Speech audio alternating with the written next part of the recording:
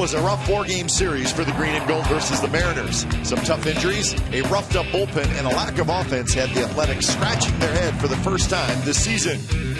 But the beauty of baseball is that a new series is never far away. And tonight, the Washington Nationals come to town for the first time since they moved to our nation's capital. Tommy Milone gets the ball for the A's against his former club. The lefty has struggled at times this season, but what a great way to get back on track against the team that traded him away. Game one of an interleague series between the Nats and the A's starts right now.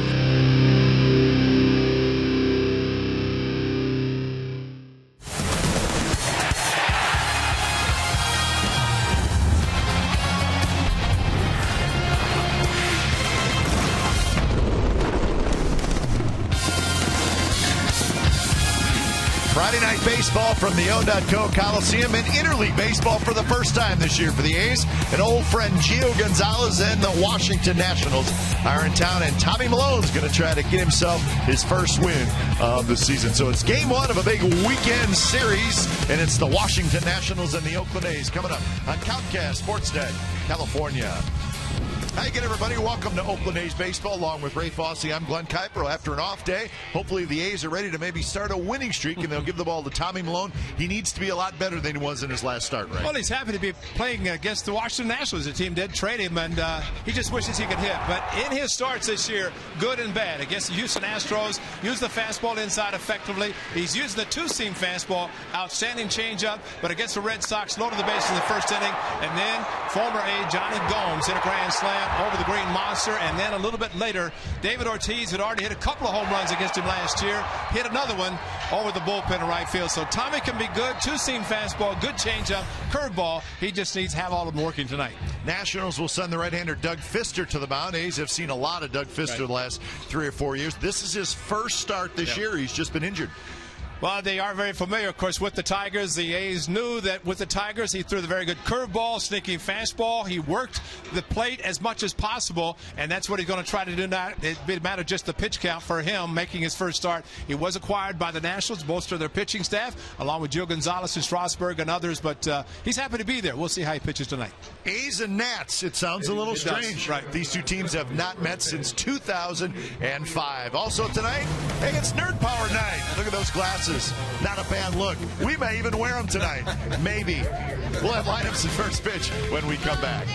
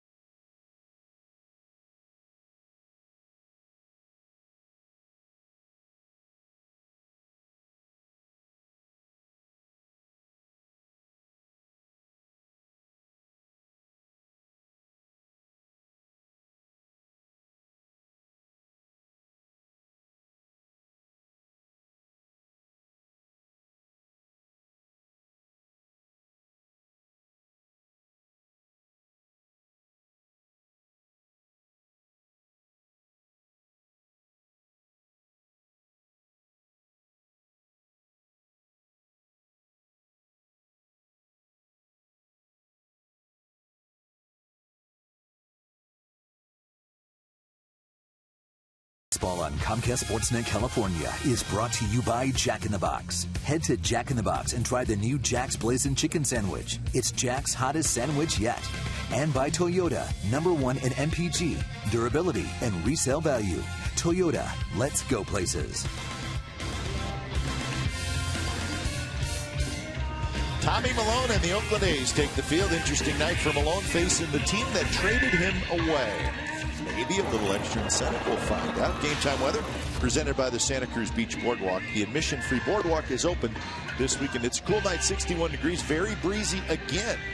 We've seen a lot of that, at least the last couple of homestands. So a breezy, cool night at the ballpark. The Washington Nationals are in town, and let's check out their lineup. That is Denard Span, and Denard Span's going to lead off and play center field. Anthony Rendon is a very good young hitter. He's the third baseman. Jason Worth in right. Adam LaRoche will DH. Wilson Ramos, just back from the disabled list, will catch. Ian Desmond is the shortstop. Former Ace Scott Hairston's in left. Danny Espinoza is the second baseman, and Kevin Franson, Bay Area kid, is at first. And it will be Tommy Milone making the start tonight. Tommy trying to regroup, especially after his last start against the Boston Red Sox at Fenway Park, as we detailed, giving up a grand slam in the first inning. And A's almost made a comeback, and that could not all the way. So Tommy looking for his first win. It'd be nice to get it against his former team.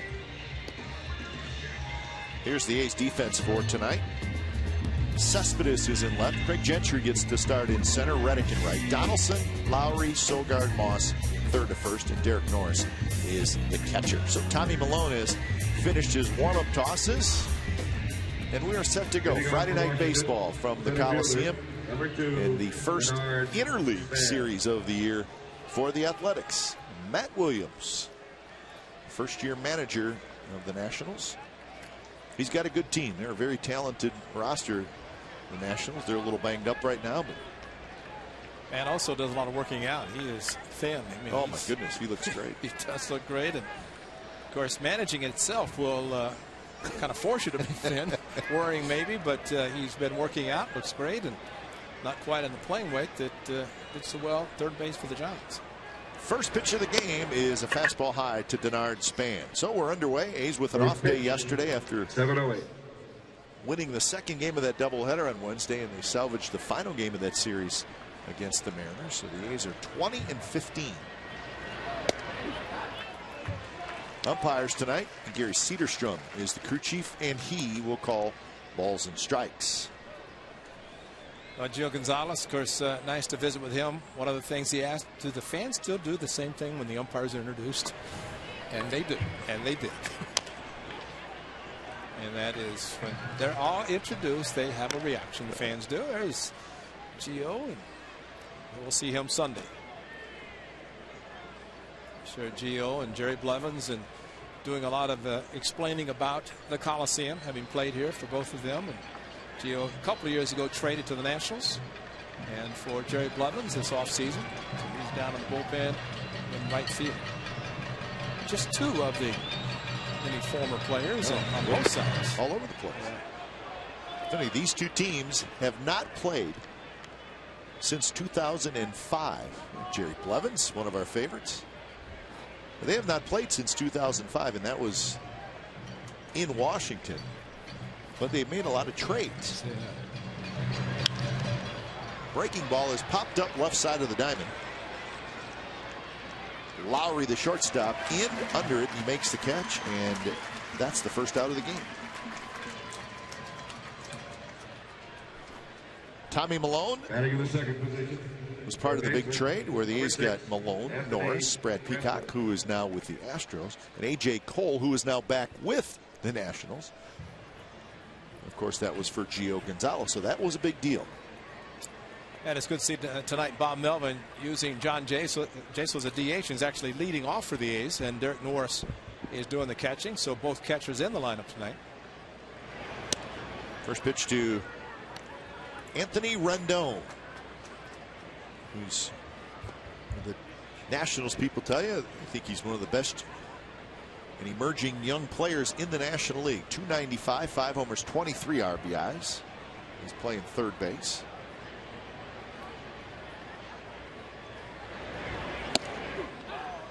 strike call. 1-1 the count. Jason Worth is in the on-deck circle.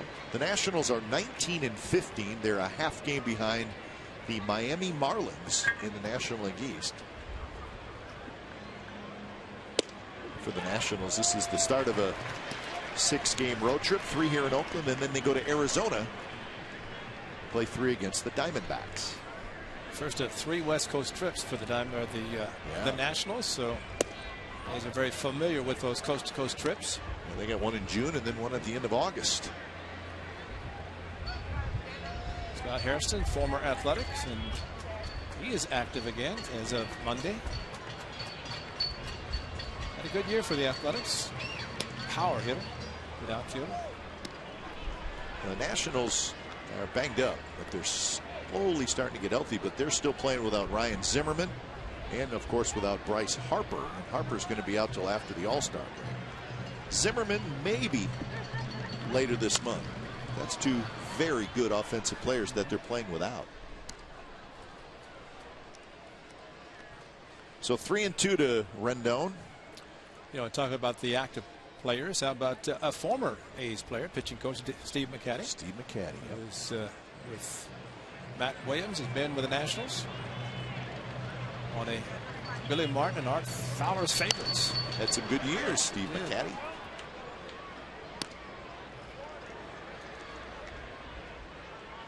Art Fowler was the pitching coach under Billy Martin, with Cat was pitching, and I tell you, he's got Art Fowler down to a T as far as but of course he probably visited him enough times on the mound when he was pitching that he had him down perfectly.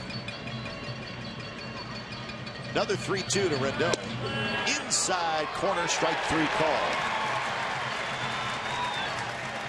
Some good pitch there by Tommy Malone. This is the Bryce Harper injury, and it was his left thumb. You see him sliding in. Watch the left hand. Well, you could also see how late he slid. If you're going head first, you hope to at least start your slide a little bit earlier. He started late, and as Bob Carpenter, the TV voice of the Nationals, said, too bad that bag doesn't move. And I said, Bobby, they don't, and they never will, because that bag that goes down about 8 to 10 inches will not allow it to move. You like to have one of those that strap where the ball, they just give. The Little League ones? Yeah, I don't think so. Strap them down, not these. This guy can strap it on. He's powerful. Jason Worth, big contract coming over from the Phillies.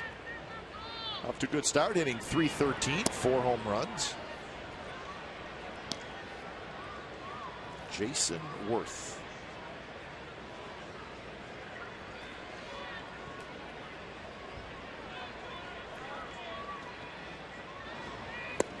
Takes a little bit low. This is the 4th season for Worth in Washington, and I believe the contract was a 7-year deal, was it not? It's huge. One of those mega contracts when he signed it. 3-0 pitch, and on the outside corner, first strike. That's a very good 3-0 pitch, because you figure Jason Worth and his power and 2 outs that Matt Williams would give him the green light, and when a pitch is on the outside corner, not just down the middle as a batting practice fastball, a little harder for a hitter to swing. That went a touch low, and Worth has a 2-out walk. Well, the A's made some interesting moves today.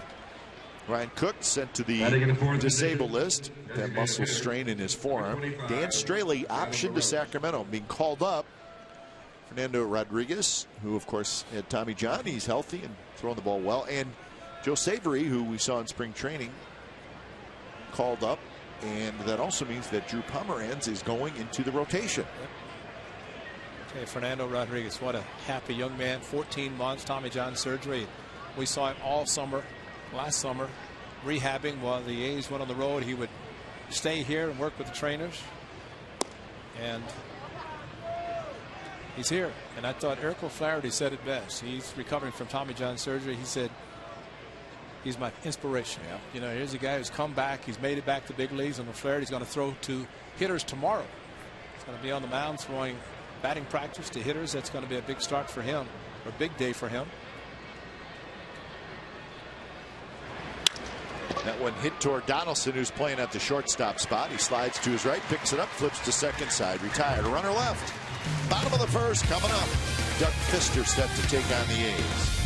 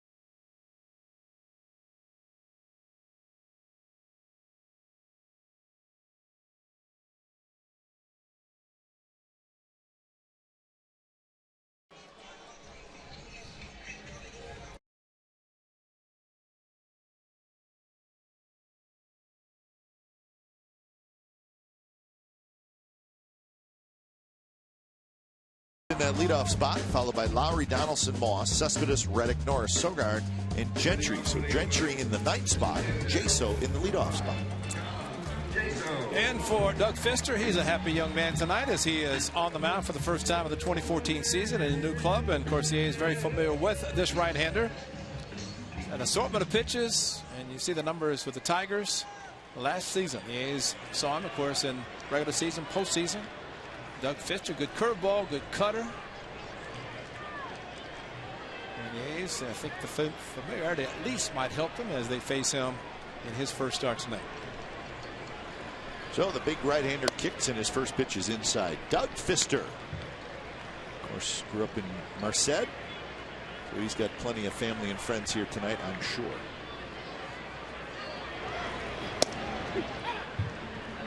Well, that was a big trade.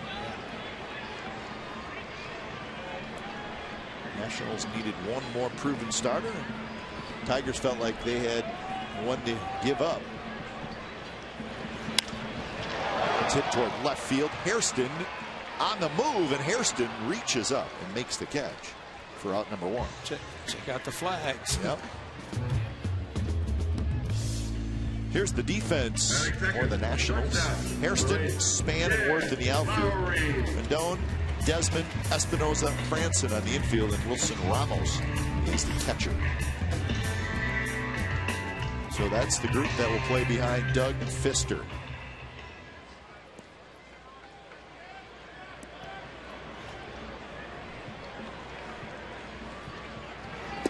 First pitch is low to Lowry.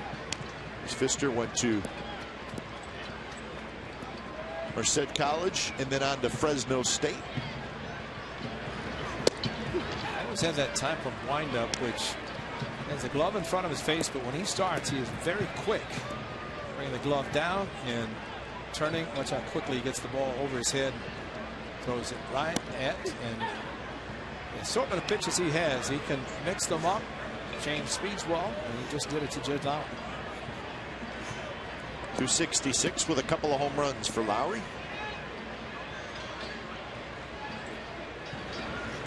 Inside, that big trade was done on the 2nd of December.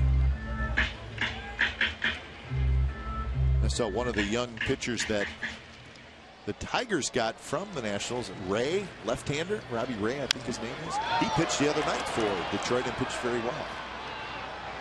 Span goes back, he's got it, and that's the second out. Time now for the Nissan keys to the game. Normal day off, plenty of rest, and yeah, it's time to go. Familiar with Fister. Let's hope that helps them in tonight's game. As it would be nice to have a good weekend against the Nationals in interleague play and be happy that they can use the DH. Both clubs actually use the DH.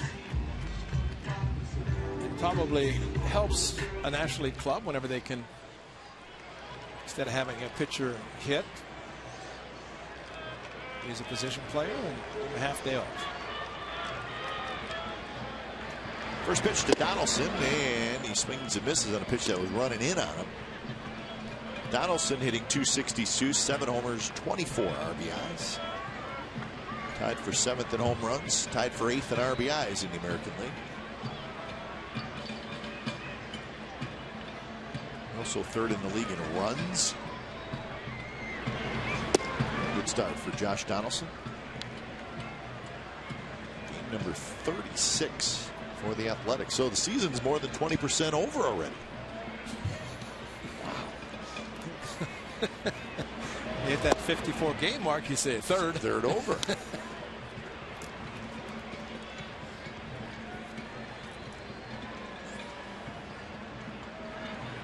Reddick going with the comb over tonight. It's a good look.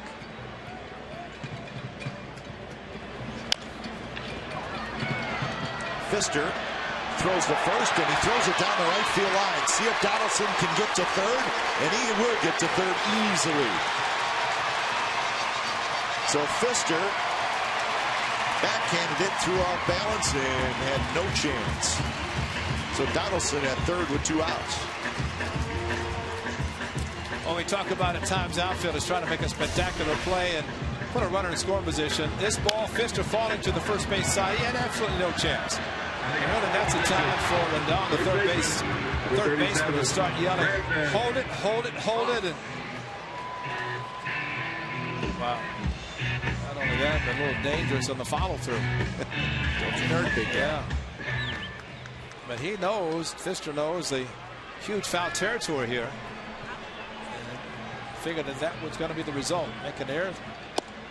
That gets to third base. So to see if the A's can take advantage, hit in air.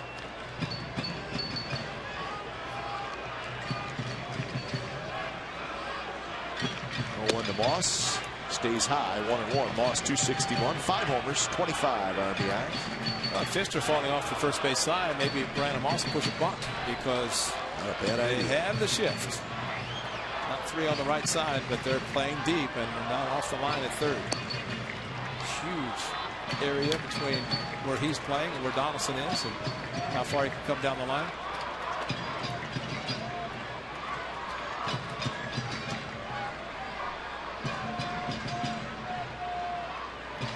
Moss hits it high, base hit right field, and Donaldson will trot home, and the A's take advantage of the mistake, and they lead 1-0. Now, I mentioned the shift. Of course, in the American League, it seems a lot of these shifts against Brandon Moss, you have 3 to the right side. This might not have made it through, but because the shortstop, Desmond, was in his normal position, or at least close, only 2 guys to the right side, and Josh Donaldson with a 2-out infield hit. Brandon Moss letting the sink go to the middle of the plate, and the sinker was crushed into right field. Exmo brought to you by Cache Creek Casino Resort, and Donaldson scores. Moss picks up his 26th RBI in an early lead for the Athletics with Cespedes stepping in. Cespedes 259 with 6 homers, 20 RBIs.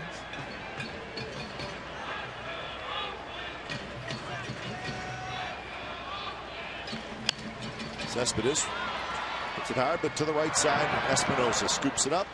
Side retired. So a couple of hits, costly error by the Nats, and the A's lead 1-0 after 1.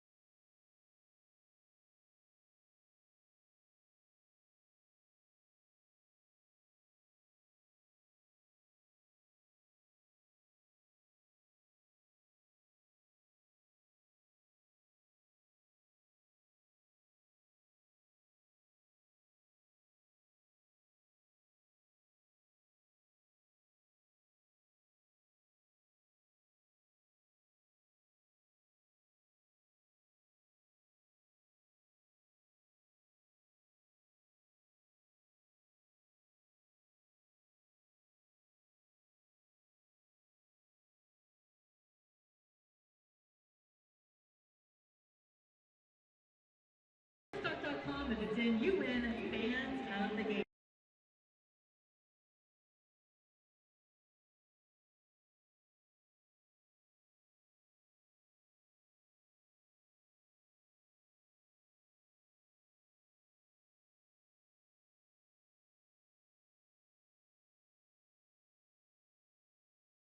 Sportsnet California is brought to you by Evergood Sausage Company.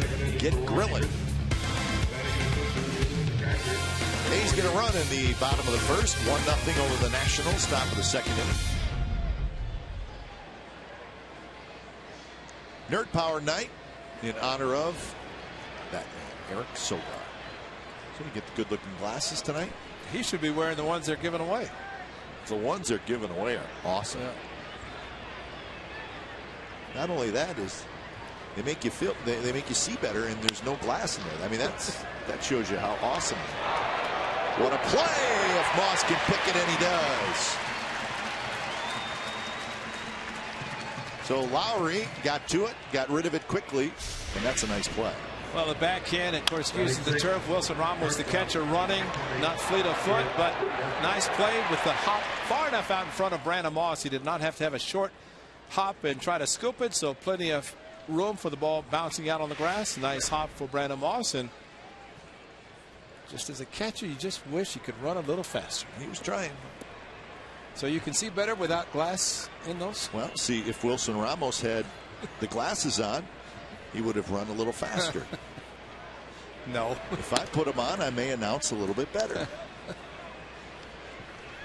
Just saying. There's something to be said about nerd power.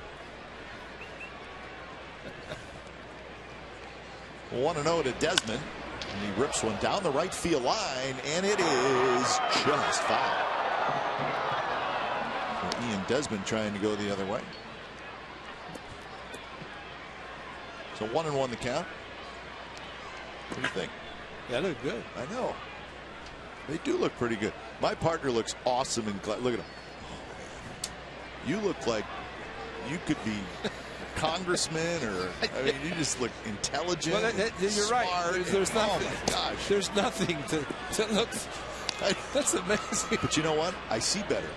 That's the nerd power part of it. I guess that's it. All right, Sogi. You look so smart. They're off. They're done. I'm going to go to you for everything. You know what, though? To show you the power that these glasses have, even visiting announcers come in and they want to wear them. FP Santangelo said, I need a pair of the nerd powered glasses, and I'm going to wear them. Bob Carpenter got to get some, though, himself. Bob Carpenter, he will. You know what?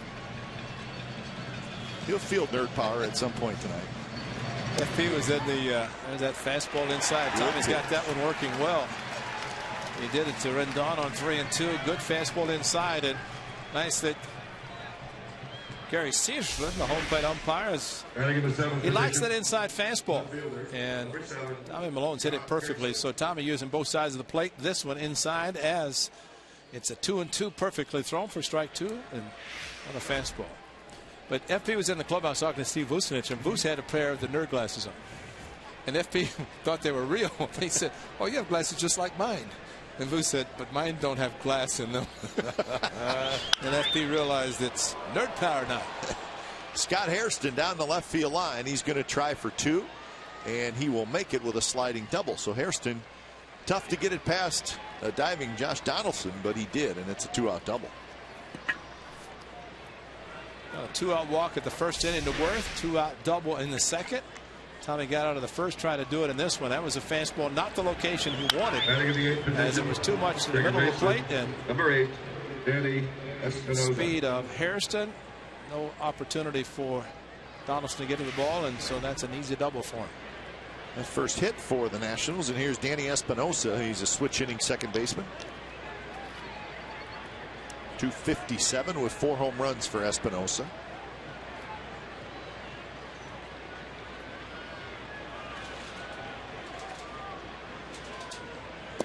First pitch is a fastball low.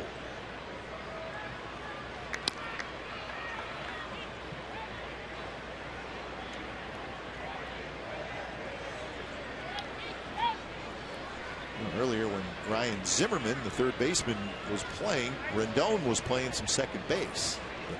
Rendon, third baseman coming out of college. There's the changeup at 79 miles an hour. Espinosa just got a piece of it. As we mentioned, Tommy Malone with the newly found two-seam fastball. Ball came up underneath Derek Norris, as the hand behind his back, but right up underneath and right in the area you never want to be hit if you're a catcher. But Gary Cederstrom giving it a little bit of extra time. He's a good man, isn't he? Gary Cederstrom. And he's actually saying to Derek Norris, keep protecting me, big guy. I'll stand right behind you.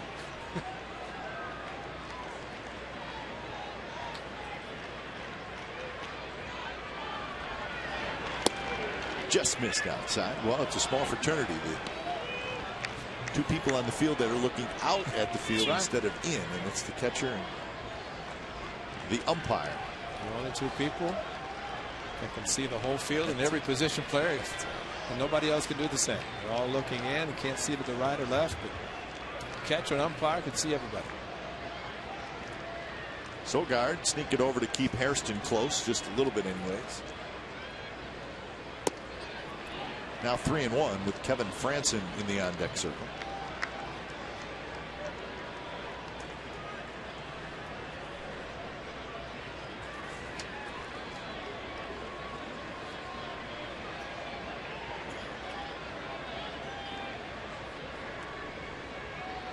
Outfield shifting around to left just a little bit.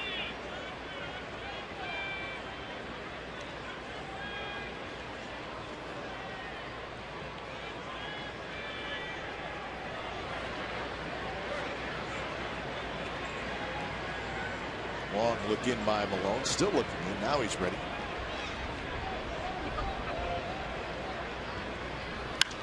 That one's driven to center. Gentry going back. He's going to get there. And he's got it inside retired. So Hairston is stranded, and we're headed to the bottom of the second. It'll be Reddick, Norris, and Sogard, and the A's have a 1-0 lead.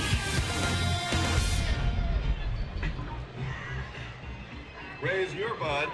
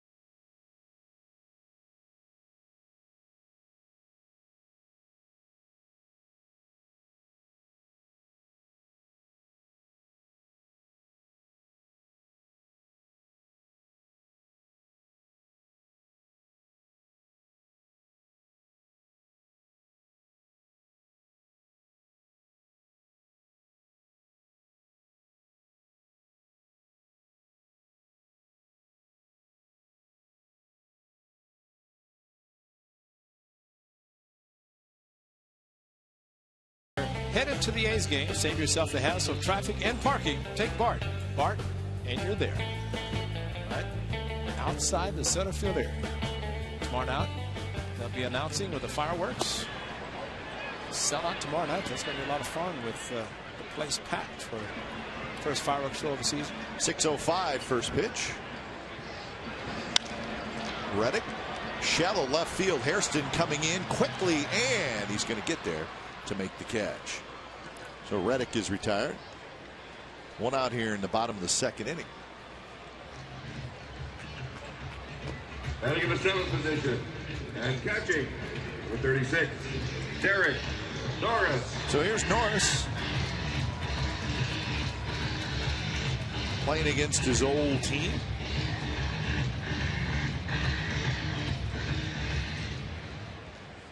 "17 hits in his last 34 at bats for Norris.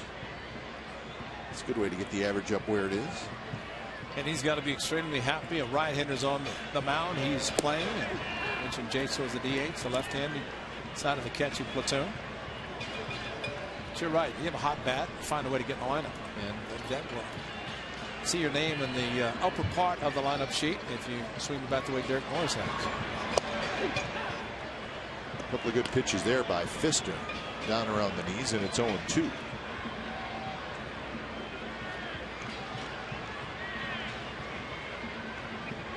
Sogard to follow. Norris was 4th round pick of the Nationals in 2007. Of course, the trade was in December of 2011. Sharp breaking ball by Fister.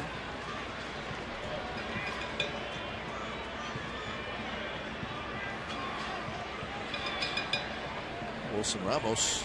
Maybe Wilson Ramos is the reason why Derek Norris got traded. That's probably right. Tapped foul. There's that sinker. Yeah. And he throws right over top. And actually, Kurt Suzuki was acquired by the Nationals because of the injury to Ramos, and caught until Ramos got healthy. And Kurt came back to the A's briefly, and now with the Minnesota Twins and having a very good season for Ron Gardenhire.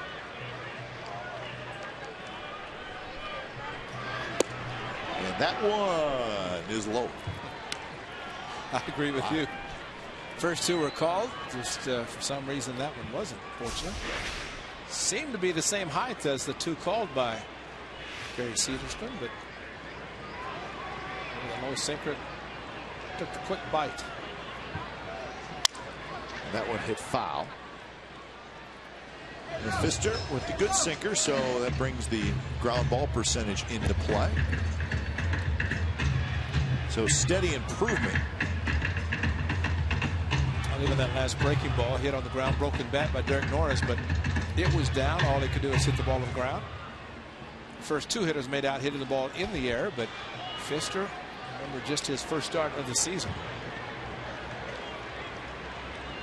I guess from his standpoint, facing a team that he's familiar with, I guess could be a positive. But there's some pitchers that, in the case of Sonny Gray, he's faced the Tigers. Last year in the division series, they had never seen him before, pitched extremely well. Red Sox saw him for the first time, pitched well against them with no decision.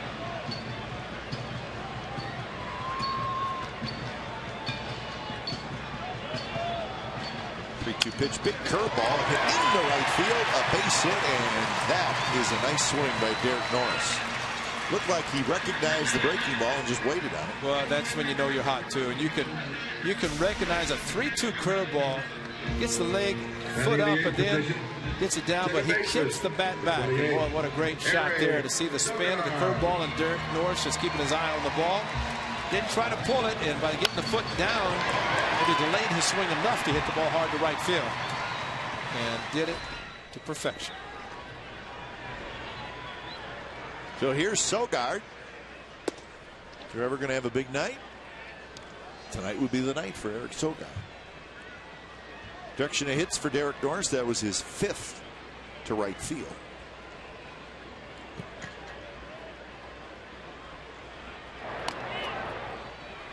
I guess as long as Derek Norris continues to swing the bat the way he is, that beard would never go away. That beard is not going to go anywhere. You're all right. It would have to be a massive slump, and let's hope that doesn't happen. Well, watch the foot. Comes up, down, and watch where his bat is. Stays back as the curveball comes in. Body goes forward, but that's the key to hitting. He might be fooled a little bit with the body, but the bat stays back, and you can still hit it hard enough, as he did, to get a single to right field. And now 3-0 to Sogard.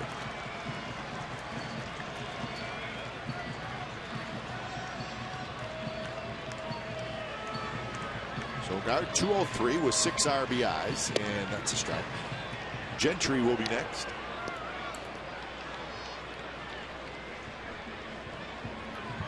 Yes, Eric Sogard needs to have glass in his glasses. Probably, unless he's just going for the look, and I don't think he is. That one's belted to center, but Span is going to get back, and he's got it, and that's out number 2. Well, if there's a no-hitter, we like to let you know where it's at, and we have one going on. The Rangers are leading the Red Sox 8-0 in the bottom of the 7th inning, and Yu Darvish has a no-hitter at home against the Red Sox, so we'll keep an eye on that. He just finished the top of the 7th with 97 pitches. That's nothing. So we'll see. He should have enough. He's gotten close before. a pop-up, and backpedaling is Franson. He's got it. Gentry's retired, and so are the A's. Third inning coming up from the O.Co Coliseum. 1-0. The A's lead the Nationals.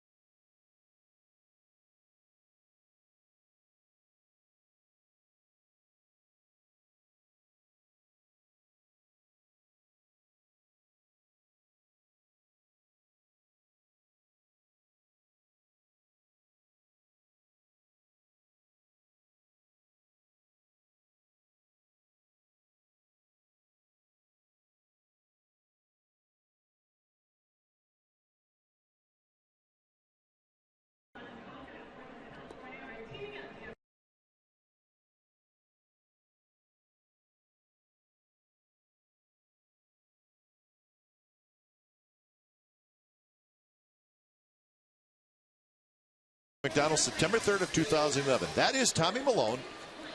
This was his major league debut as a pitcher. It was also his major league debut as a hitter. And what does he do? The first pitch he sees in his first at-bat, he hits a home run against the Mets. That is awesome. And we've seen him swing a little bit, and he does have a good swing. Yeah, he's one pitcher that you want to hit for the National League Parks. First baseman, number 19. So Tommy Milone got a no decision in that game, but he will always remember it for the home run. Well, how about his first home run, his first at bat? How about his first win, 2014 against his former team? That would be good. I think Tommy would like that. The A's would love it. His first win this year, too. Franson, Span, Rendon. First pitch to Bay Area native Kevin Franson. Strike. Franson grew up in San Jose, went to San Jose State. So he's glad to be back, see family and friends. Good pitch there. So Milone looks like he's got pretty good control tonight. We like to have an umpire who calls the inside fastball strike. I mean, those obviously are good pitches because Barry Cedarstrom would looking right over the left shoulder of Derek Norris, seeing perfectly.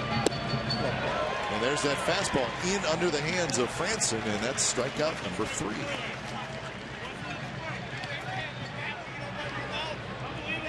Barry Cedarstrom with the mask off, looking Franson as he goes back.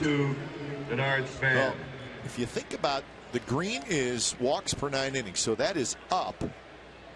And the chase percentage, which is guys swinging at pitches that are not strikes, that is going down. So that chart right now says things are going in the wrong direction a little bit for Tommy Milone. Walks are going up, and swinging at pitches out of the strike zone are going down. Bunted, and it's going to roll foul.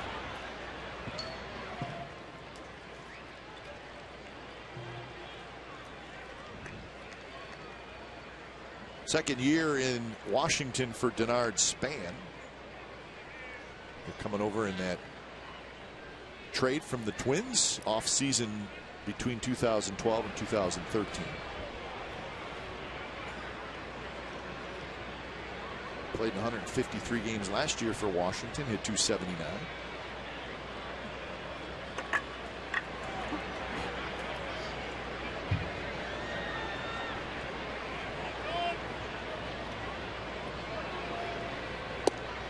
First pitch is a fastball just down around the knees and good enough for a strike. Hitter attempts a bunt, pulls it, and then foul, and takes a fastball. Well, Gary Severson, the first strike is being called pretty consistent by him tonight. That always helps the pitcher.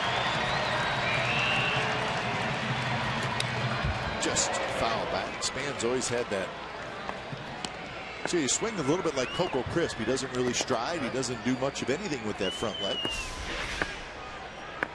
lifts it a little bit and then holds.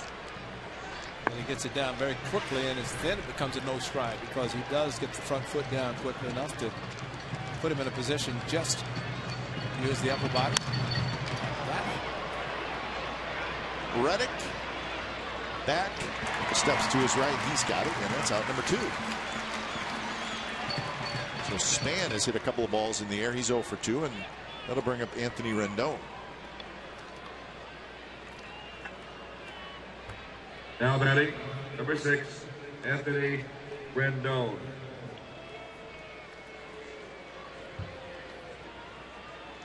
Rendon struck out looking in the first inning.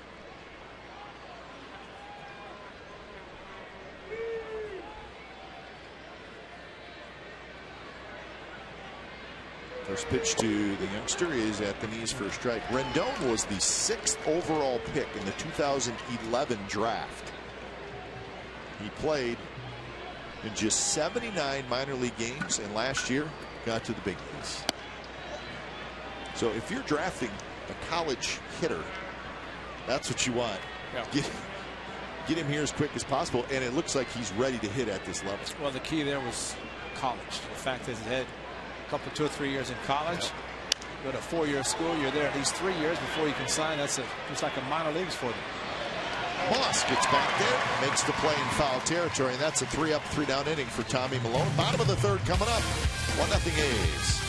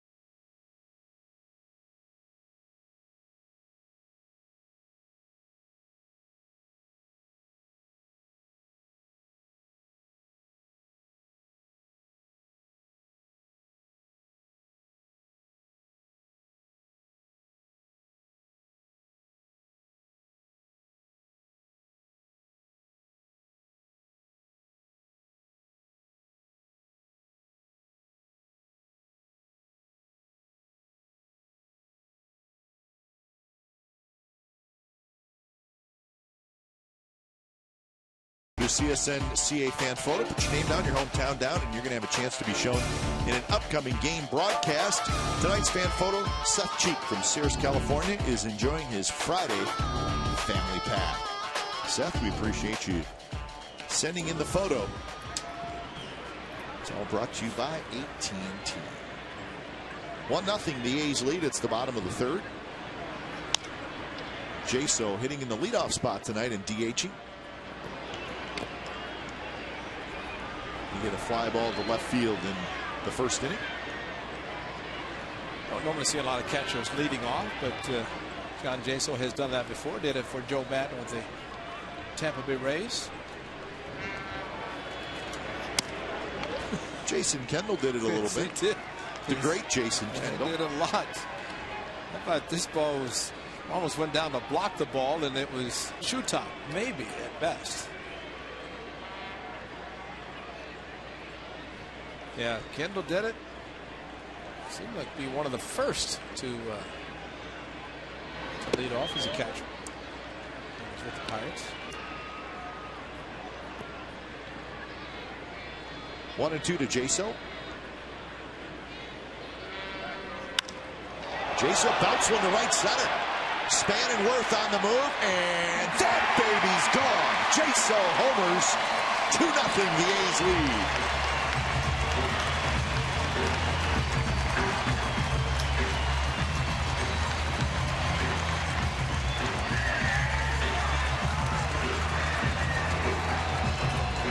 Guess the ball's carried decently today. Surprised us because it was cold and windy.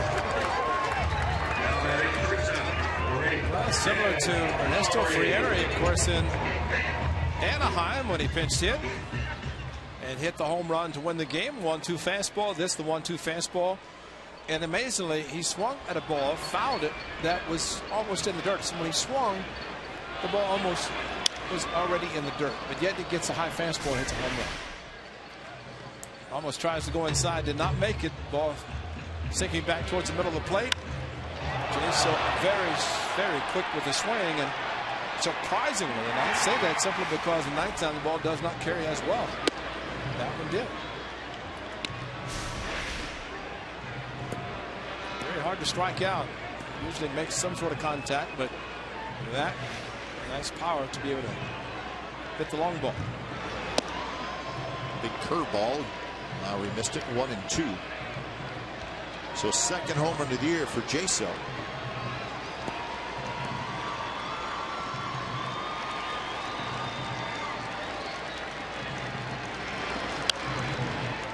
Lowry fouls it back just to our left.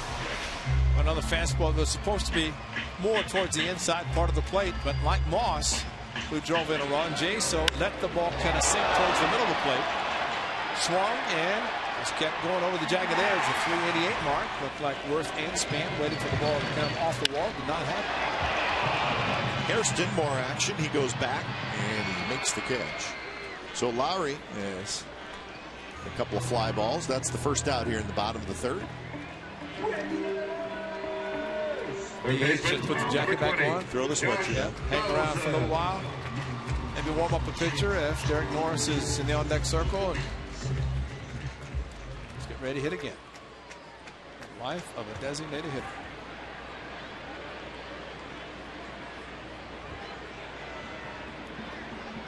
So Donaldson steps in. In the first inning, Donaldson hit a little roller to Fister's right. He got off the mound, he backhanded, and he threw off balance, and he threw it way over Franson's head, the first baseman. And Donaldson ended up at third, and the next hitter, Moss, singled him in. Desmond ranges to his left, throws to first, and that's out number 2. So the costly error by Fister on that play helped the A's get a run.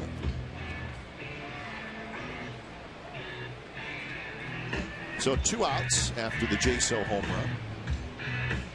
Yu Darvish has gone through 8 innings in Texas with a no-hitter. So we'll keep an eye on that. He's thrown 113 pitches through the 8 innings. He's doing that against the Red Sox. So Darvish 3 outs away from no-hitter. So Darvish, he can't beat the A's, but he pitches great against everybody else. That one's hit pretty well. Hairston's back near the warning track, and he's got it on the warning track. Side retired, but Jaso with a home run, his second of the year. So the A's now have a 2-0 lead after 3 innings.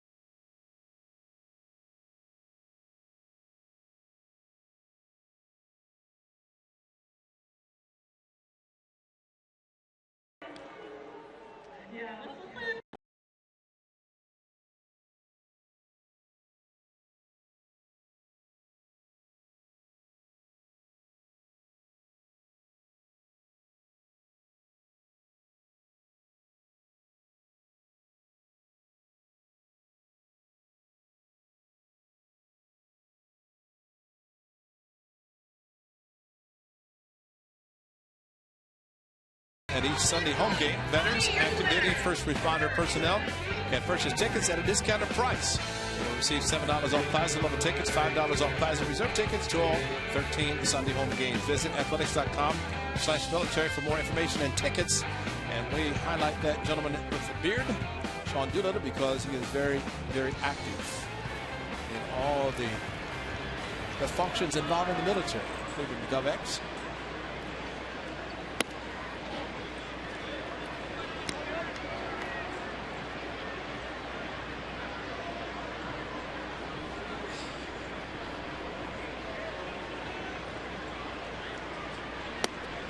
So Worth, LaRoche, Ramos. The three scheduled hitters against Tommy Milone, who's been very sharp so far. You know, there's some pitchers will look at a lineup and say, I don't want so-and-so to beat me. Jason Worth has not gotten a pitch to hit all night. Finally does. Shot foul. Maybe that's why right there. Strong hitter. Even the gentleman, young man down in the bullpen couldn't handle a hot shot. Those relievers, though, knew they were well protected. They were protected by the hard shot. 2-1 to Worth, who walked in that first inning. And there's that fastball, Ray, and he has just been able to get in on the hitters. He's got some called strikes, but that time he just got in on Worth on the swing. So that's out number one. And tonight's Cold Hard Facts brought to you by Frost Brewed Coors Light. Highest batting average versus breaking balls this year. Adam LaRoche, 4th. And that's in all of baseball. Melky Cabrera is having a terrific season. How do you figure that one out? I just want to know where Daddy is, Dave LaRoche. His dad, left-handed pitcher. He may be watching us right now. Yeah, Dave, how you doing? Teammate of mine in Cleveland. Brother and I were there. Good left-handed pitcher. They traded him to the Angels, did they not? I think so. A couple of sons playing Major League Baseball. See, I remember all those trades following the Indians as a kid because they got somebody good, then they would. Dave LaRoche was good. Yeah. And then they would trade. Made too much money. I was going to say they may not be. That's it. Somebody got good, started. I mean, back then, if you made 60 grand, you're gone. That's a lot of money. Well, you said there was once a month, every couple months, there'd be a new owner come in. Yeah. And payroll.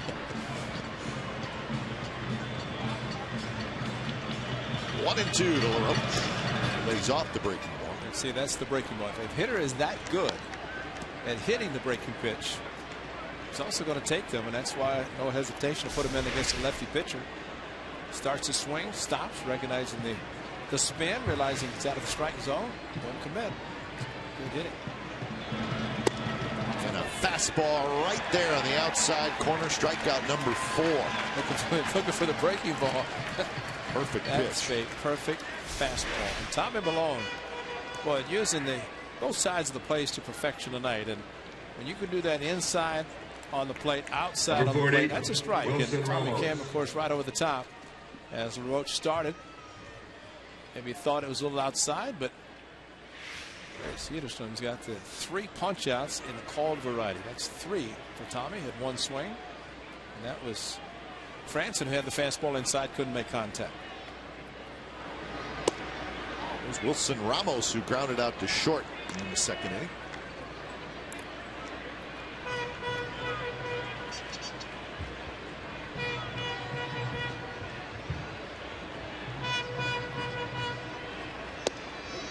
That good pitch right in the outside corner. This is clearly the best control that Milone has had this year. He is right on the corner with most of his pitches. Donaldson charges, gets a good hop, straightens up, side retired.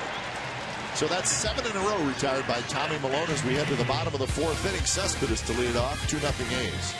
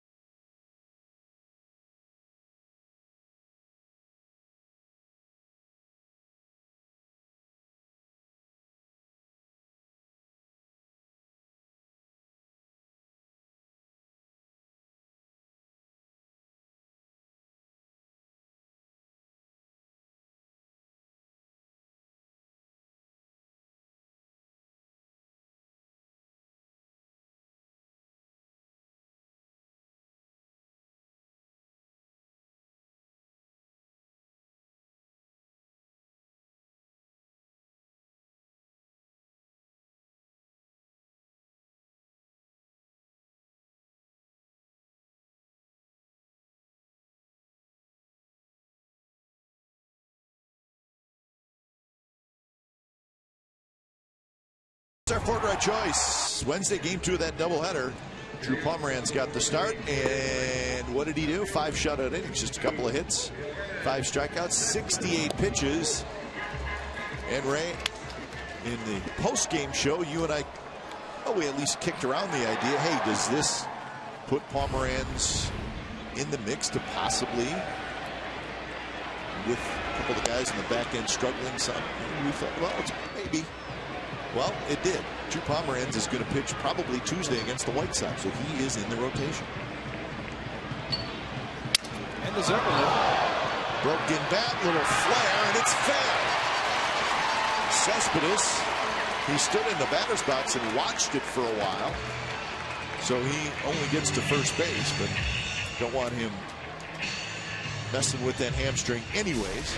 Do you know, he could have stood there and not know where the ball was. Sometimes the guy will swing hard and then try to find the baseball. Bat is completely broken in half. But you're right about the hamstring. It maybe would have been a double, but no, I think he thought it was going to be foul. Yeah, you can't assume it, but maybe it's only happened to me that I've swung and didn't know where the ball was. No, I think you probably it is possible. We'll see guys will swing hard and they'll look to left thinking they pulled the ball and it goes to right field and they hesitate and realize they have to run because the ball's in play. Well, Cespedes with a leadoff single. That's hit number 5 for the A's. Nationals have just 1. Reddick hit a fly ball to left field his first at bat. And he drives him towards center. Span's going to play it on a hop. Cespedes read it well, and he's going to race around to third. Good base running by Cespedes.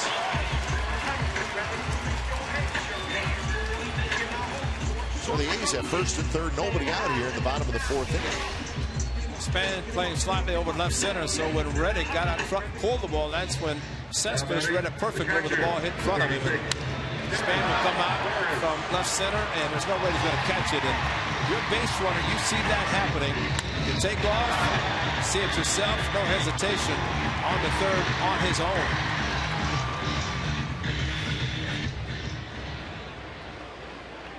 So Norris with an opportunity to widen the lead a little bit for the A's. Norris had a base hit in the second when he takes a fastball for a strike. I think Derek Norris, that's an example right there. Takes a fastball first pitch, but you get so confident, swinging the bat so well, I don't think it really matters. You're taking what are considered good pitches. Maybe some guys would be swinging, but if you're that confident as you did hitting the 3-2 curveballs first at bat for base hit, might as well just stay hot. That one running in on his hands and just got a piece of it.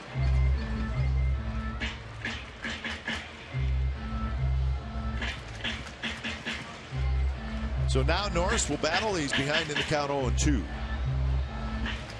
Sogard to follow after Sogard to be Gentry.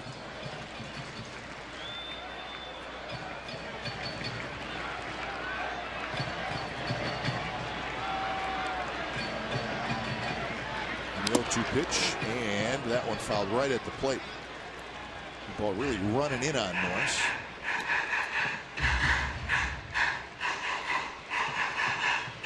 Like Fister wants to, like Tommy Malone, stay inside with the fastball, and especially with the movement.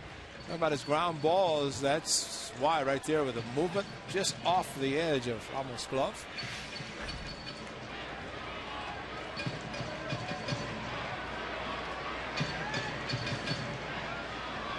So another 0-2, and that one to the backstop, and the A's are going to get their third run as Cespedes trots home. So a wild pitch.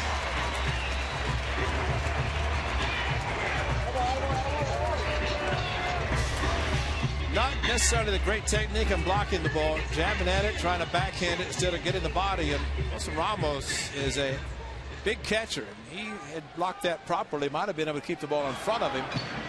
And instead, it gets by him as he tried to backhand it. Cespedes scores easily. And Norris will try to advance Reddick from second base.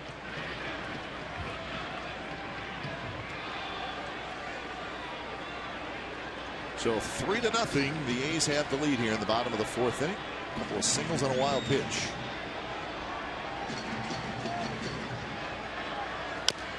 And that one bounced slowly. Rendon bare hands throws to first. Nice play. Anthony Rendon grabbed it with his bare hand. If he fields it with his glove, he probably does not get Norris. Josh Reddick, though, read it perfectly and able to go to third base, which turned out to be a very good bat. But you're right about the play.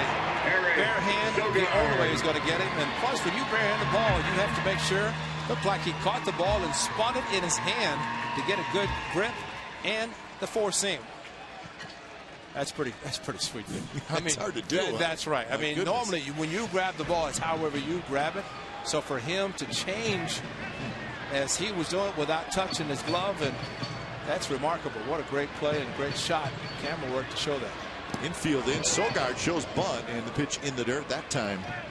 Ramos did a nice job of blocking. See, that was way inside. That's the difference. If you can do a split screen and you show the two attempts, the first one, not anywhere close to this. Watch how he moves in front of it, puts the glove out in front, keeps the glove down, and blocks the ball.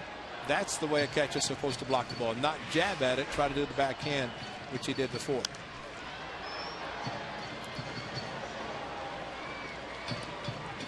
Sogard, chance to pick up an RBI.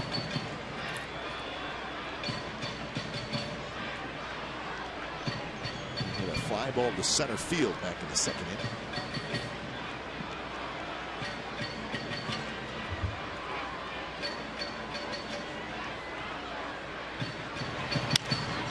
High and foul down the left field line for Sogard. So the A's with a run in the first, a run in the third, a run here in the fourth, looking for more. Tommy Malone has kept the Nationals quiet through 4 innings.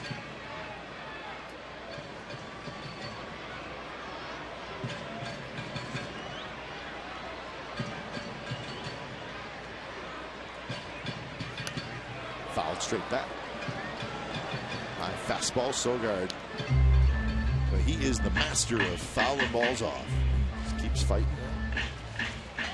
Well, it's his night. Got to have a chance to have a good night with the ball in play, especially with a base hit or ball in the outfield.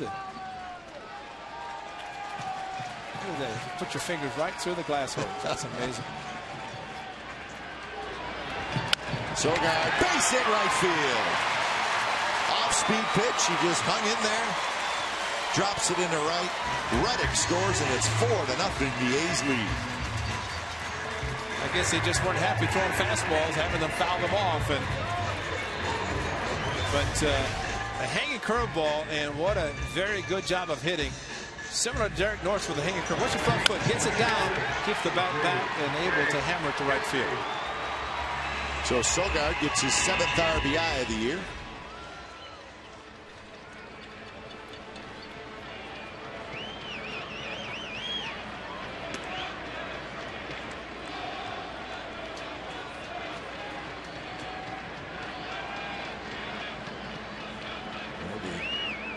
So what was that? That's the nerds, man. That's awesome. The real ones. Oh, man.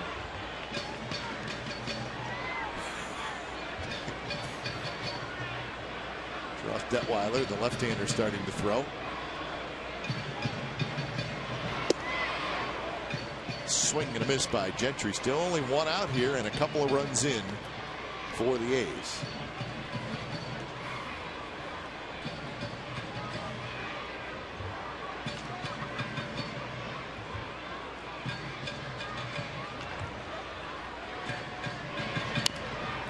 Roll foul, and now 1-2.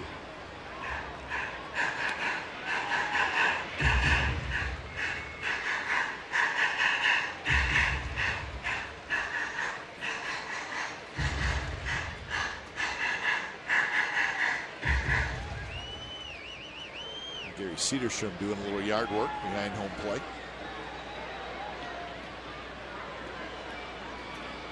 .65 pitches for Doug Fister. So he has spent a good time in the stretch time.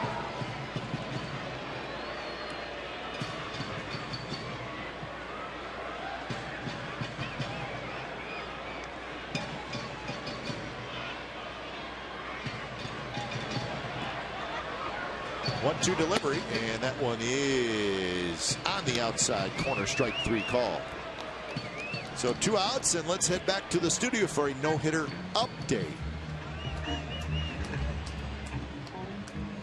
Now batting, designated hitter, number 5, John Jaso.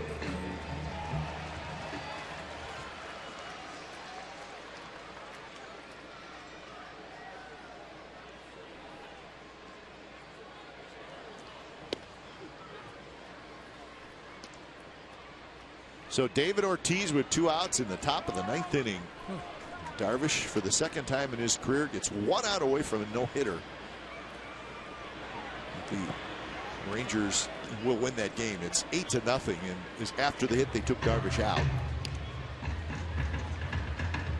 So that's one where you pitched a great game, but you have to be disappointed a little bit. I mean, you're 1 out away from a no-hitter. Yeah, because the game's won, especially with that kind of lead. 2 outs in the 9th. Jaso fouls it at the plate. In fact, it rolls back behind home plate. 1-2. 2 runs on 3 hits for the A's here in the 4th inning.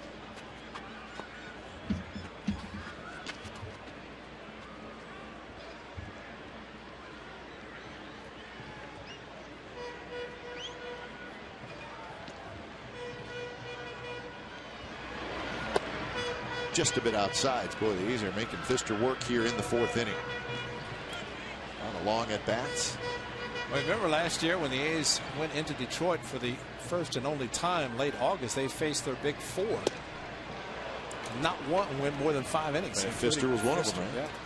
So he strikes out the final 2 guys in the inning, but the A's get 2 runs on 3 hits. 4-0 Athletics after 4.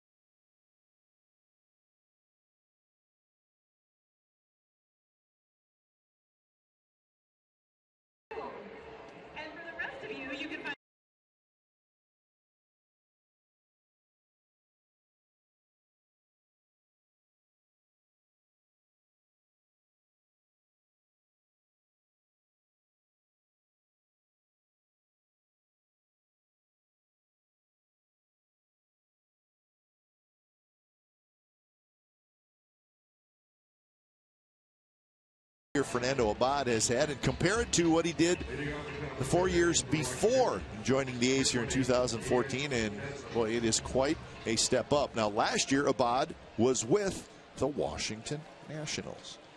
In fact, he was traded to the A's for minor league outfielder John Wooten on the 25th of November, and Abad, who had a decent year last year, 3.35 ERA in 35 games for the Nationals. But he has been terrific out of the A's bullpen. Moss hustling over right in front of the Nationals dugout, and he's got it. Who was that guy he's traded for? John Wooten. Not John Wooden. John Wooten.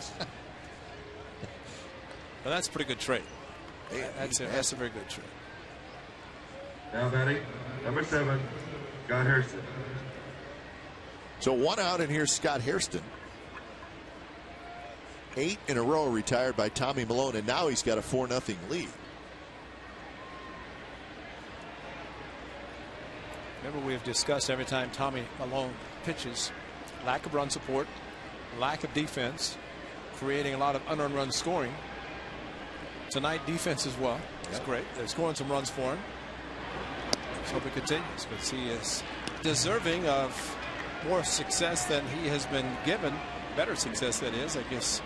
Better luck, but pitching very well tonight, especially using his fastball so effectively. Hairston doubled down the left field line. That was in the 2nd inning, and that is the only hit for the Nationals so far. This is a pretty good Nationals offense.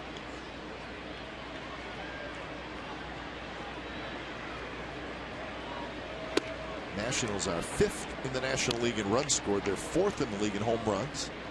They don't steal a lot of bases, but they're 3rd in the league in slugging and 3rd in the league in on-base percentage. So most dangerous hitters. Right now, Tommy Milone is in charge. 2-2 the count to Hairston. See, that's a perfect pitch. 2-1. Fastball count, pulls the string, comes out of his hand like a fastball to a changeup, and great differential in the fastball and changeup velocity. Right down the middle of the plate, but a huge swing and miss. Jams it with a fastball in. Hairston probably looking for a changeup. When you jam a hitter with an 86-mile-an-hour fastball, that's saying something. That's location. That's not so much velocity.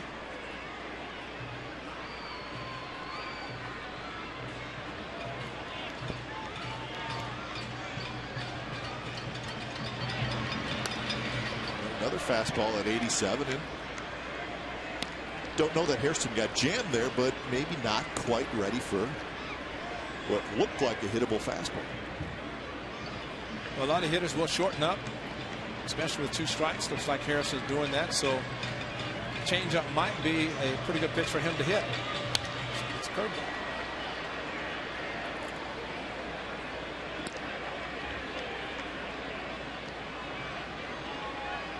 Well, 2-2 the count to Scott Hairston. Danny Espinoza will hit next.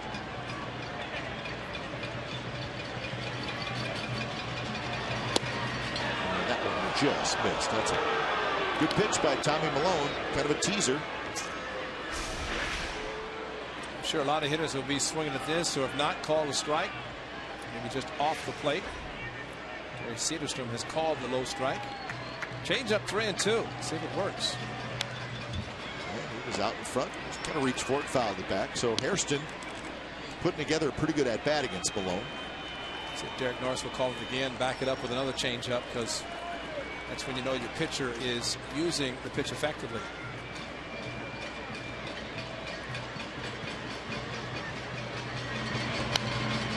Another foul ball, another changeup. You know, eventually a hitter says he's not going to keep throwing the changeup, and that's why it can be effective if the catcher and pitcher keep throwing it, especially if you have good enough control to do it.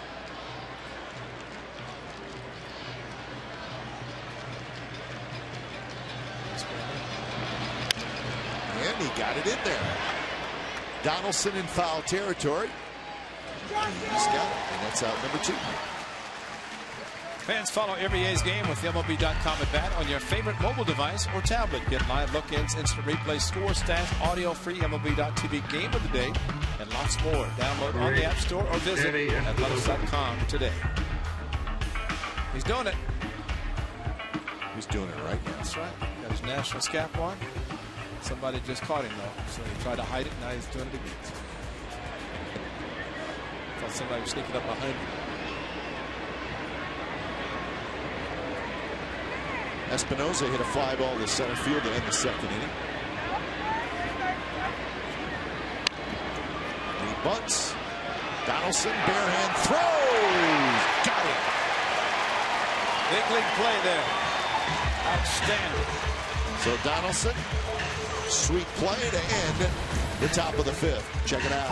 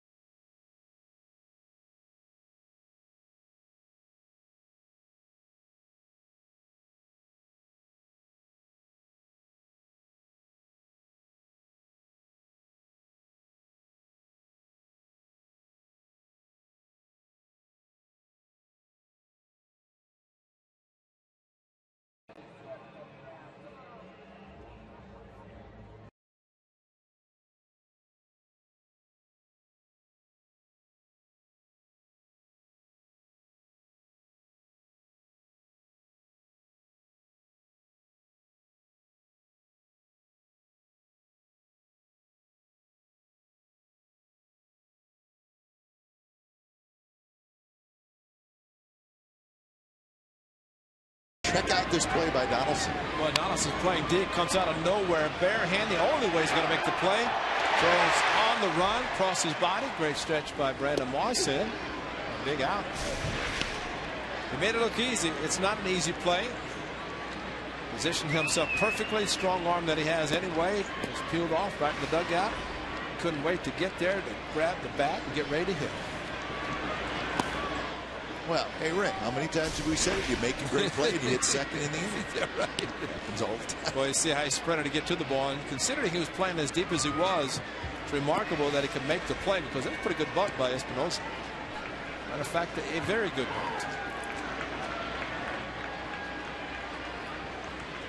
So Fister back out there. He's working hard, especially in that fourth inning. Pitch count at 73 now with the A's hitting here in the fifth. Lowry off the fist to Worth, and that's out number one. So 3 fly ball outs for Lowry.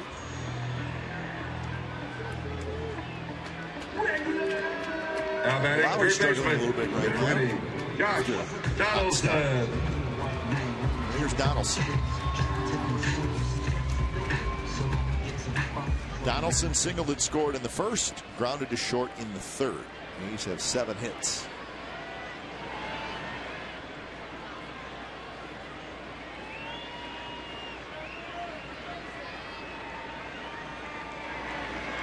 The Rangers ended up winning that game as we predicted, 9-0, or is it? It's 8-0 was the final over the Red Sox, where Darvish came 1 out away from the no-hitter.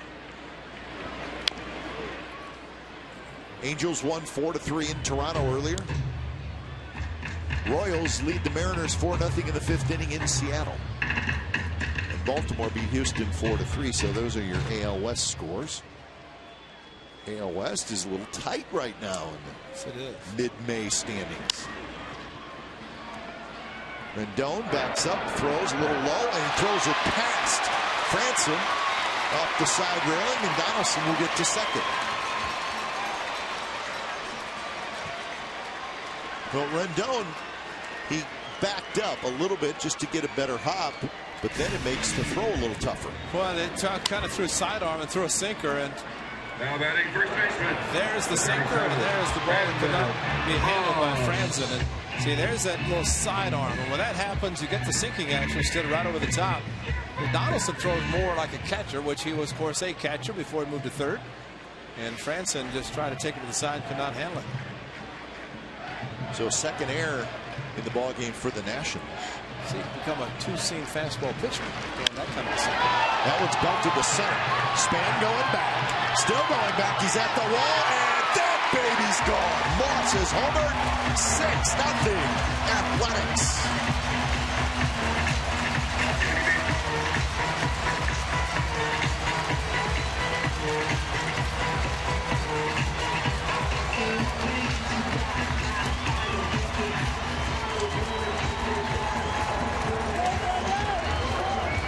Big boy power there. When you can take off speed out to center field, you're doing something. First to center field, 5 to right field, and that's crushed. So home run number 6 for Moss. He now has 28 RBIs. And Steve McCaddy out to talk to Fister. Don't know if he's going to make a change. There's your 72-mile-an-hour slow curveball, and Moss front foot planted, bat back, and unload straight away center. Man is strong, and we've seen him go opposite field, almost hit one out against Felix on Wednesday to left center. This one, though, to straightaway center. And that's providing your own power. When you hit a ball like that, slow curveball, then you're providing every bit of the power yourself. Here's Cespedes, and he hits one to right. That's hit well. Into the corner. Worth going back, and that baby's gone. Let's go back to back. It's 7-0.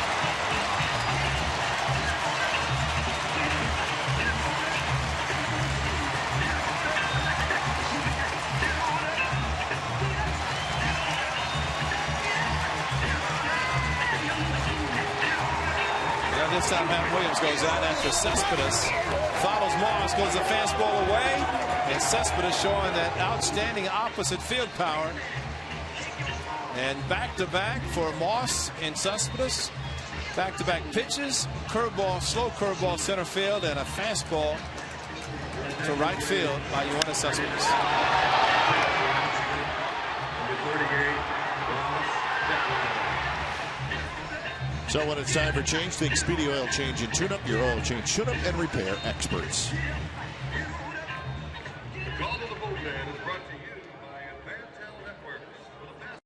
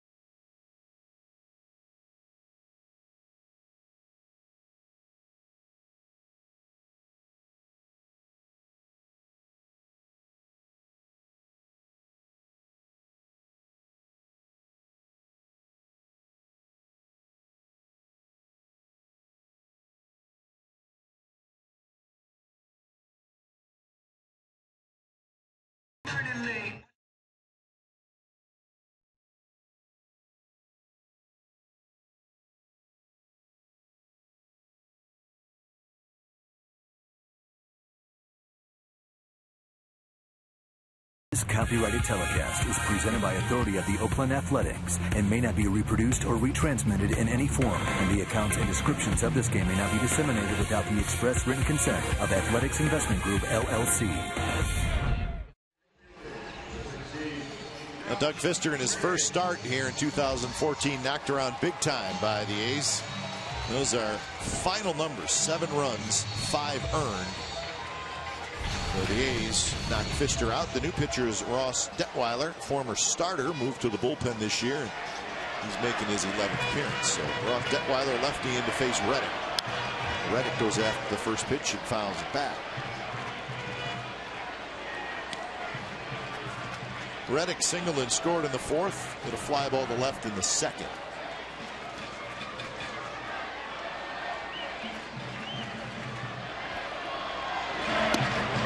Detweiler has whole career been with the Nationals, all as a starter.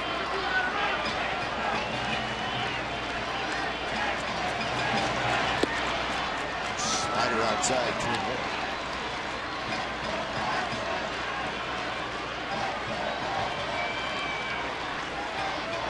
So Moss and Cespedes go back-to-back here in the 5th. And now 3-1.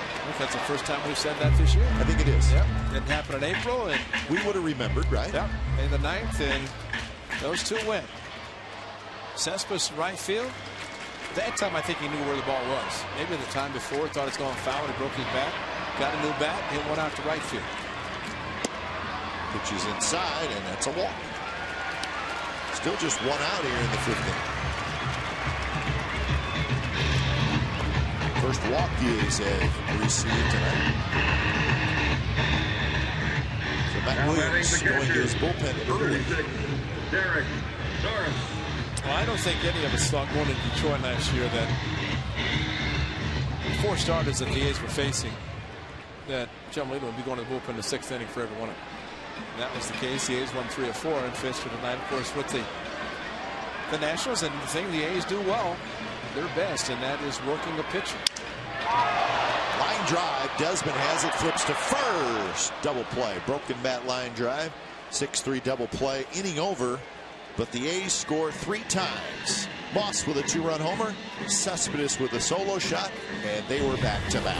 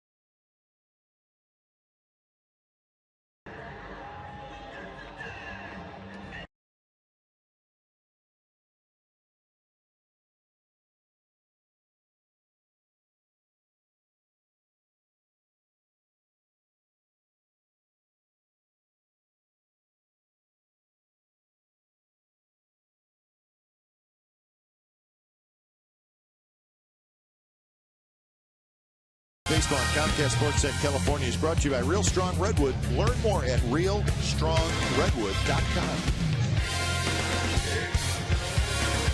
7-0. The A's lead the Nationals, and if you're the Nationals, you got more errors than hits, and that's never good. Cespedes, home run. Moss, home run. So Tommy Milone's got plenty of runs to work with tonight anyways. It has not always been the case this year. 8 total runs in his first 5 starts, 7 tonight. So top of the 6th inning, Kevin Frandsen to lead it off.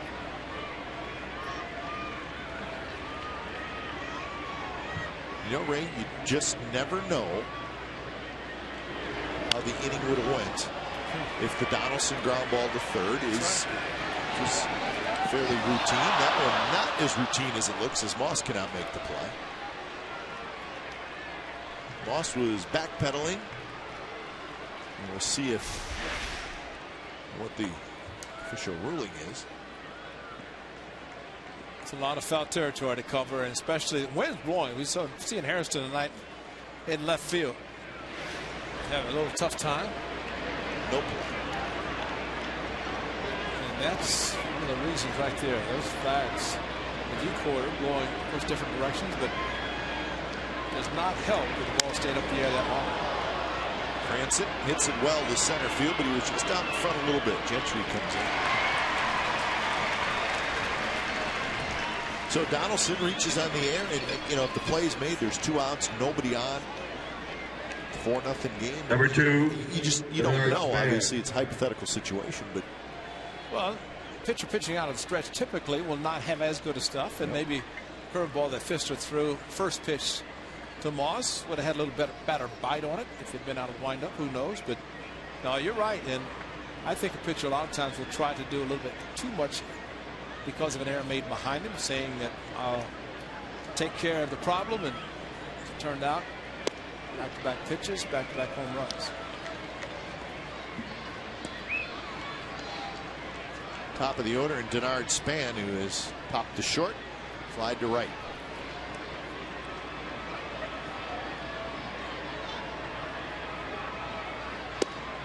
Span takes a pitch that was outside.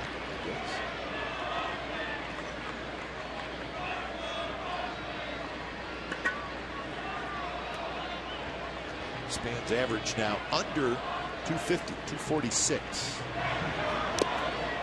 He swings and misses 1 and 2.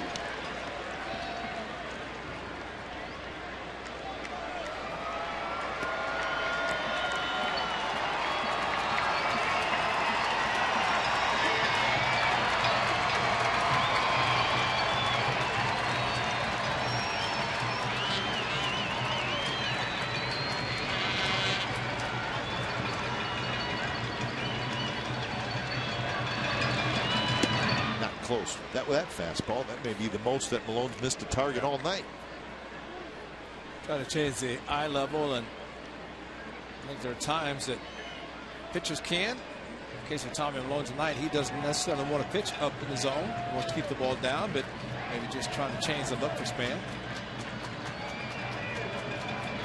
That one drops down and away. 3 and 2 to Denard Span.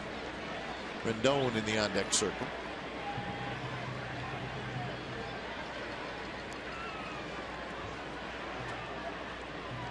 Figure he could take the chance to challenge it. With the changeup 3 and 2. And that one was low. Very close pitch. You know, I said challenge, that maybe he feels that the best pitch is a changeup tonight, even with a lefty. Span started and called low by the plate umpire. Number 6, Anthony Rendon. So that's the first base runner. That close pitch. First base runner since the 2nd inning.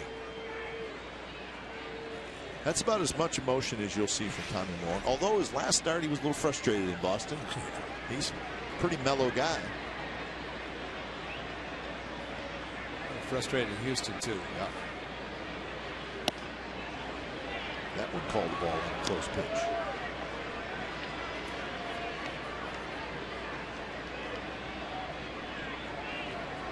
Don't.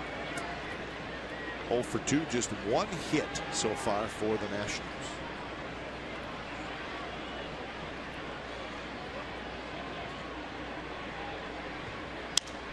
And that one's hit towards center. Shallow. Gentry underneath.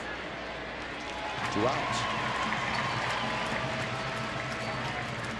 No Coco Crisp tonight. Of course, that neck still bothers him. He banged into that wall on Wednesday. Sounds like it may be a couple days for Coco Crisp. 28. He's trying to be patient with him.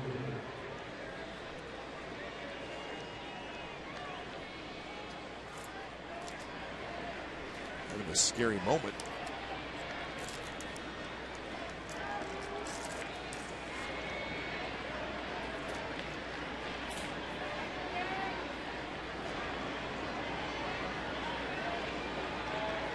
So 2 outs, runner on, and here's Worth. Worth takes a fastball for a strike. For Tommy Milone, who is a fly ball pitcher, this is a perfect place for him to pitch. Especially tonight. Absolutely. 9 fly ball outs, kind of the 2 in this inning. And they have not been. Not one has even been close to leaving the yard.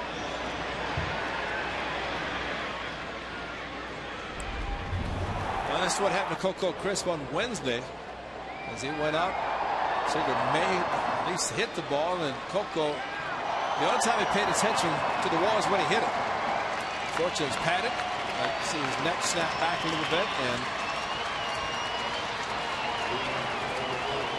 kudos from his teammates, and flipping sunflower seeds in that. Careful with the elbow. Sometimes you're dangerous when you do that. 0-2 pitch. A hard breaking ball.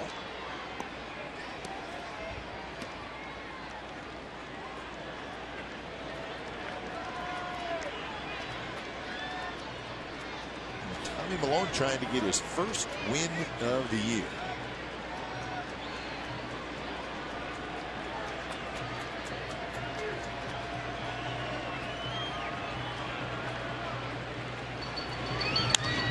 Reach for, hit toward left. Cespedes on the move toward the corner, and he's got it. Side retired. So Span is stranded, bottom of the 6th coming up. 7-0 the A's lead.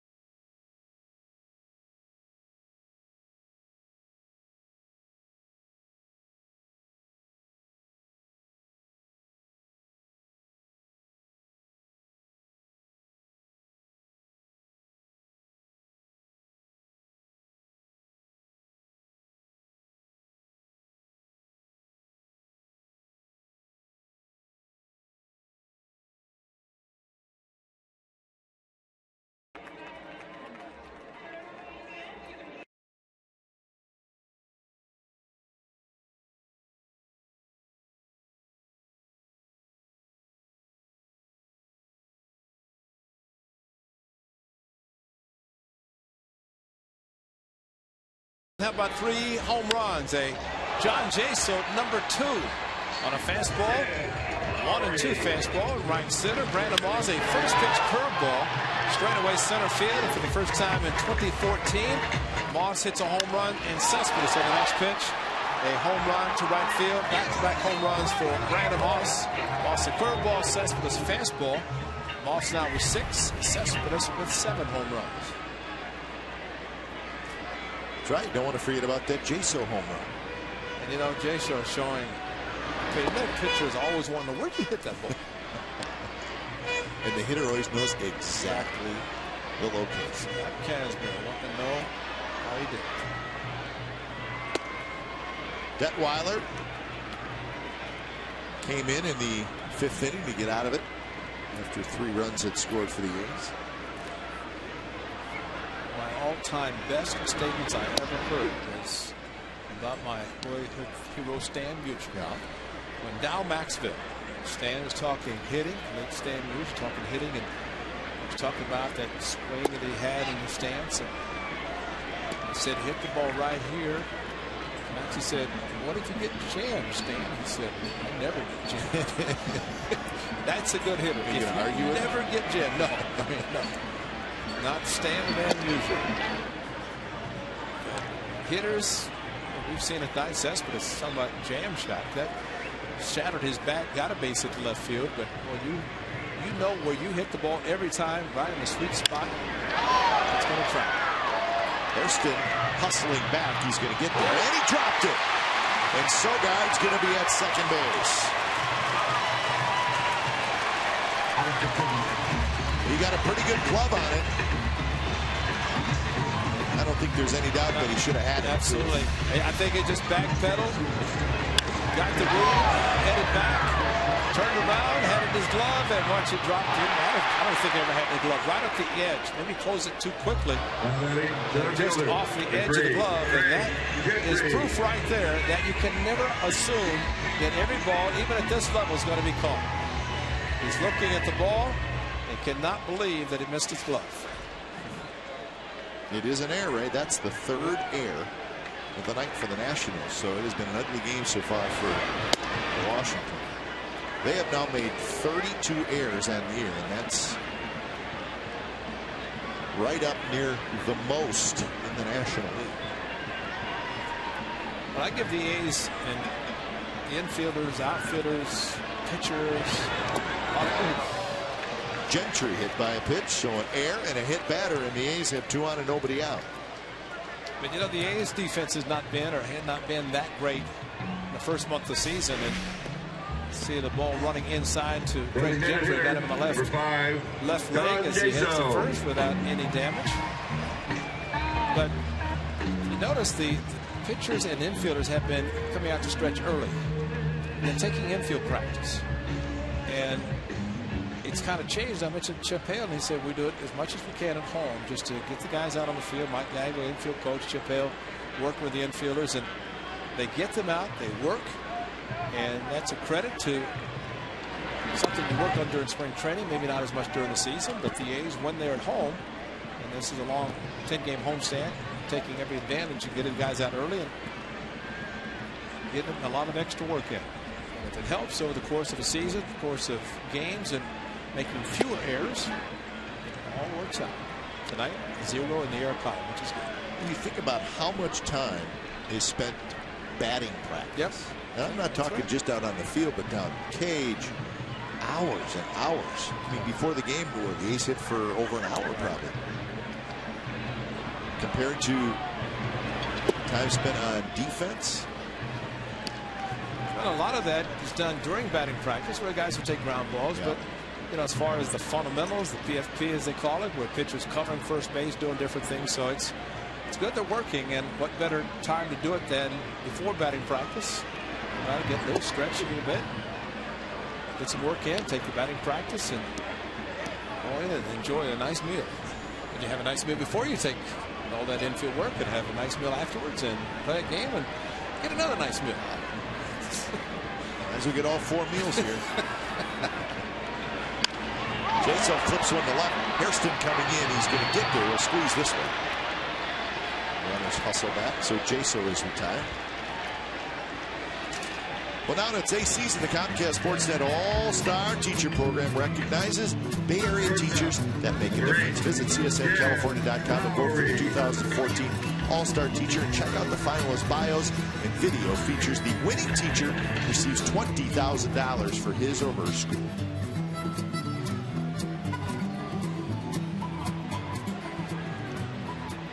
So 1 out here in the bottom of the 6th inning. Lowry swings around to hit from the right side. And he takes a fastball first strike.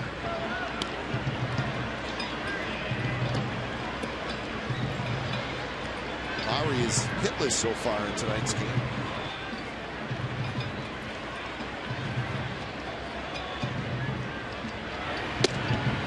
Lowry just 3 hits in his last 20 at-bats. Best thing about a player, the only good thing about a player who is struggling, is one who knows he's going to be in the lineup every day. That's something Jed Lowry, over the course of the season, he'll have the numbers, but a lot of that is because he knows that when he comes to the park, he's going to play. Last year, as he told us many times the fact that he was able to stay healthy. Put up some big numbers, 45 doubles. And that's a plus. In the DH a couple times this year. He's also actually gotten a day off prior to an off day, so he gets 2 full days. That one tapped towards short. Desmond has it. He flips to Espinosa. Back to first. Franson is able to dig it out, and that's a double play. So the A's do not score, and we are headed to the 7th. 7-0 Athletics. Ladies and gentlemen, it's time for the Sox Hall of Fame race.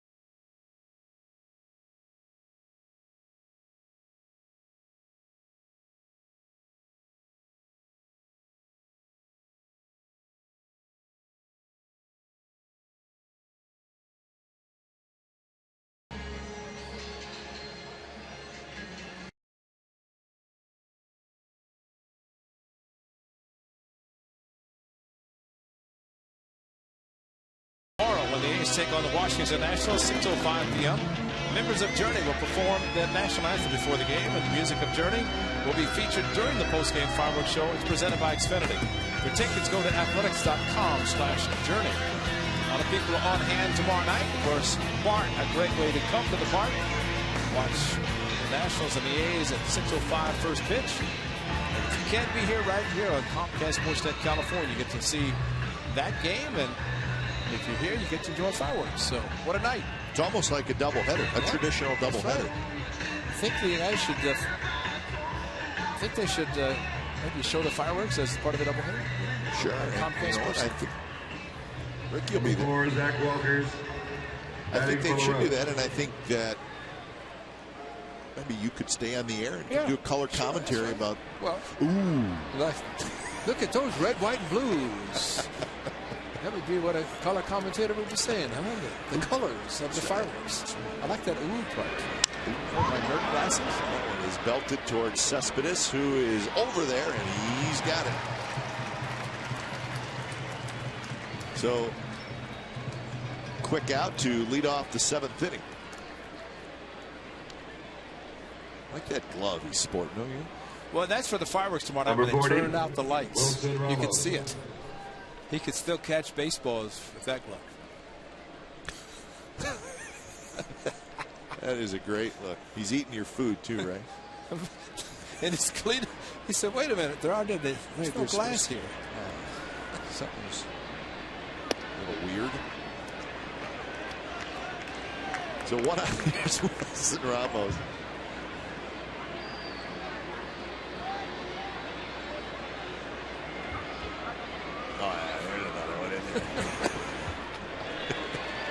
And I'm going to find it.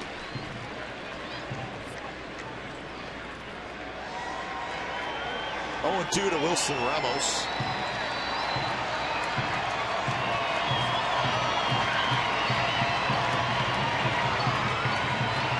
And Tommy Milone has been brilliant. And a changeup. Ramos swings and misses. And that's out number 2. 5 strikeouts for Tommy Milone. Early in the game, fastballs inside, getting called strikes, and had one with Franson he could not handle, struck out. Now the changeup away, and great pitches. This just a little bit farther off the plate. Ramos reaching for it, couldn't reach it.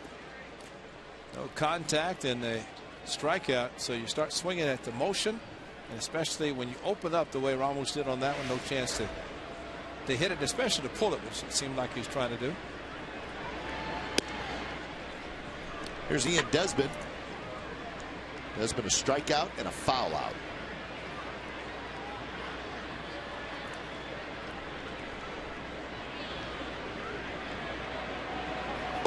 That's low, so 2-0.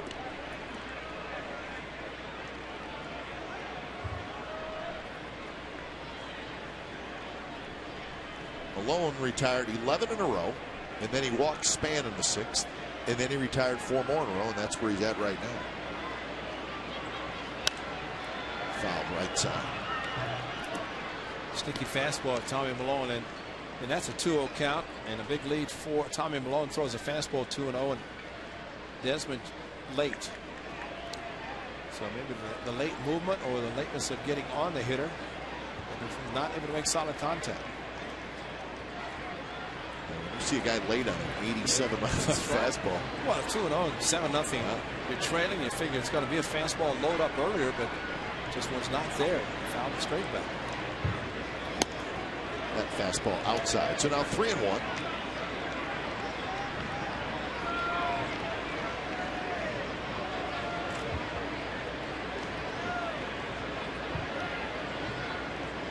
Pitch number 90 from Malone. And it's just a bit high. So 2-out walk for Desmond. It's walk number 3 for Tommy Malone. He has struck out 5. Number 7. After just 77 pitches and the start against the Red Sox on Sunday. Got a few extra in him tonight, maybe. 103 is the most he's thrown. That was in Houston, 6 2/3. We've seen Tommy Malone at times also. He has gotten better with the more pitches he's thrown in the game. Tonight he's been good right from the get-go.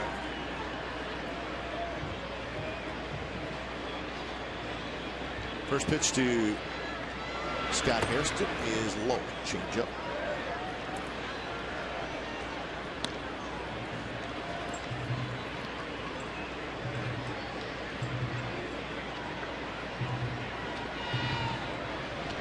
Hairston has the only hit for Washington. That was a 2-out double in the 2nd inning.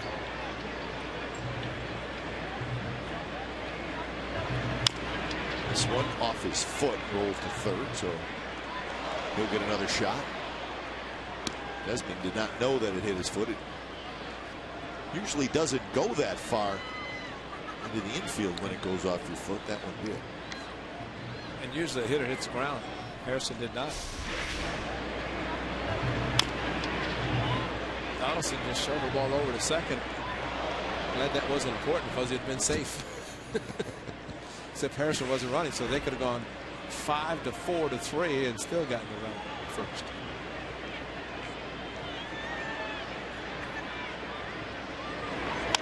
That one grounded slowly. Sogard has a long ways to go. Flips it underhand, not quite in time. Sogard was shifted a long ways towards 2nd base, and he really had to go a long way, so it's going to be a hit.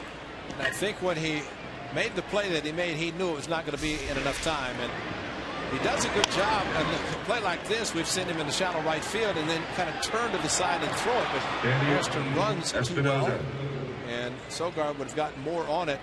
Of course, maybe at that point felt his balance was a little bit off. Man, Amos could not hurry up, ball get here.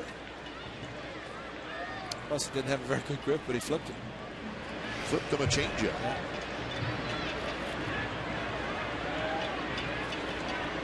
So 2-out, and here's Danny Espinosa.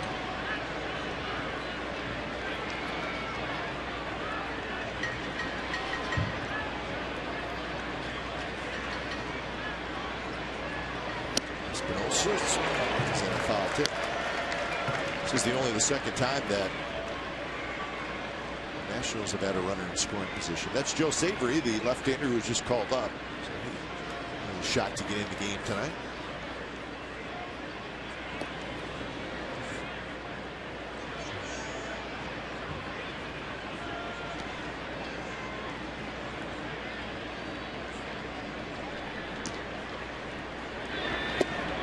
fastball first strike. So Espinosa kind of shakes his head, probably looking for a changeup. We'll have a little cutting action on it, which helped Tommy Milone with the strike. And first pitch of four-seamer. A lot of people wearing specs tonight.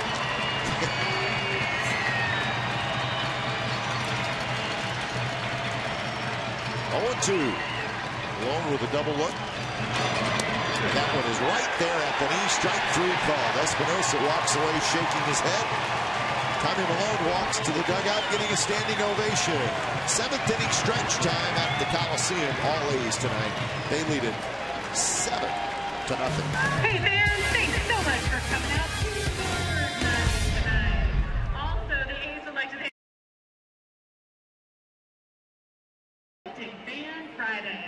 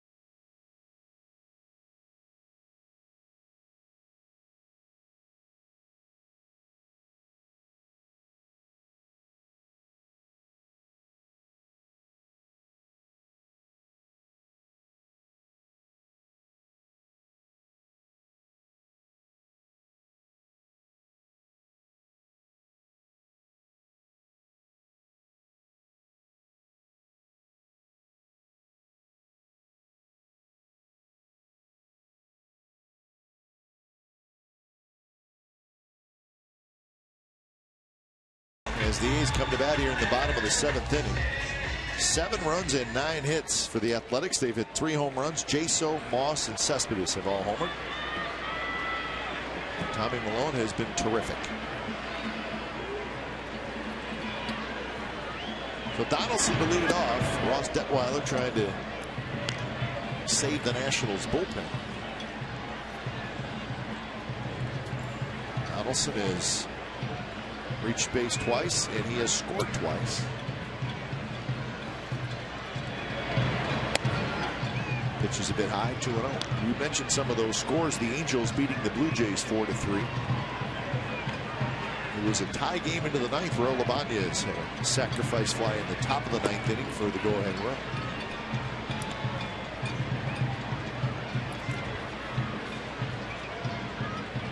Orioles beat the Astros 4-3. Chen over Williams.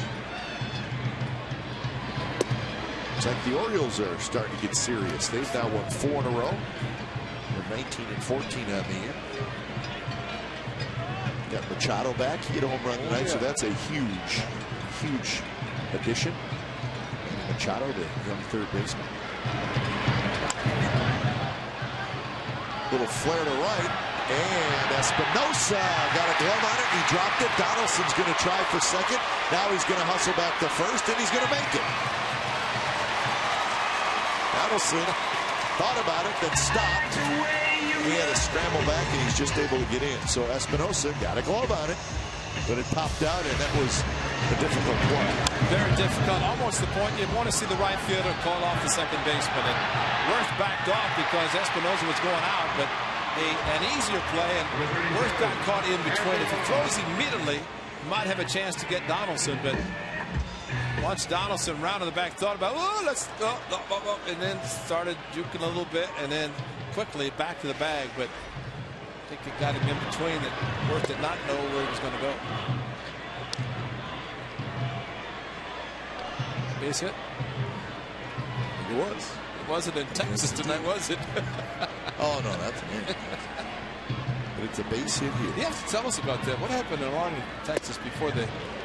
Well, in the 7th inning, there was a pop-up that fell between the second baseman and the right fielder for the Rangers. Anybody touch it? And nobody touched it. They ruled it an error on the second baseman. And that was, of course, part of a almost no-hitter. And Moss... Brandon Moss knew that it was strike 3, and I believe that he may have walked across the plate before the pitch went by. This is 0-2, and what's Brandon Moss? And what's going to be Gary Cedarstrom? I guess he may be hearing the grunt from Cedarstrom. He took 3 steps before Cedarstrom finished his strikeout call. All right, Brandon, you've had a great night. 3 ribbies, home run straightaway center.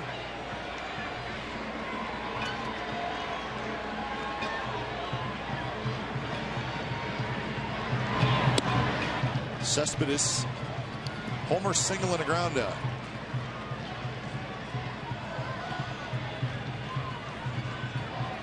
You know, they say in a no-hitter that the first hit is supposed to be clean. So once the clean hit occurred, it popped. Yeah. The previous should be changed to a hit. Was it changed yet? Probably not. But you see in a game which starts at the beginning, couple 3 or 4 innings, that they will not give a hit unless it's a clean hit. And that ball, as we saw the highlight, that fell in between. I mean, it was miscommunication. They brought up the young kid Odor, the second baseman, I think was brought up. Can you jump ahead to Colorado to see what Arenado did tonight? He did not. He didn't get a hit? Nope, he did not.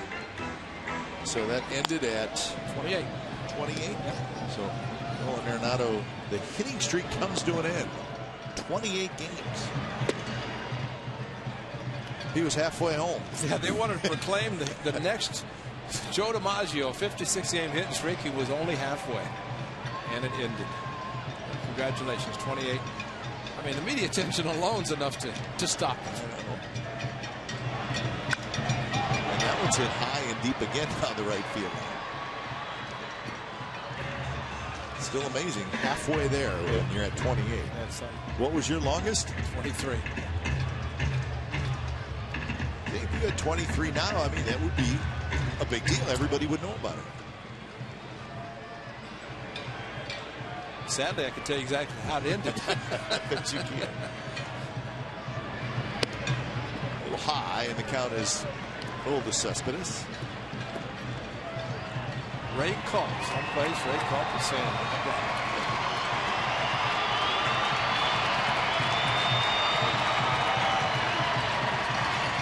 so 3-2 with Donaldson, the runner, at first. Cespedes swings and misses 93 miles an hour from Detwiler. State Farm is giving you the chance to win MVP tickets, prize pack for Catfish Hunter Bobblehead Day, and a once-in-a-lifetime meet-and-greet opportunity with the 1974 A's team. Enter to win at winwithstatefarm.com/Oakland A's by May 16th, and you could be a winner. May 31st is the reunion date here at the Coliseum against the Angels. Here's Reddick. Fastball outside. Reddick.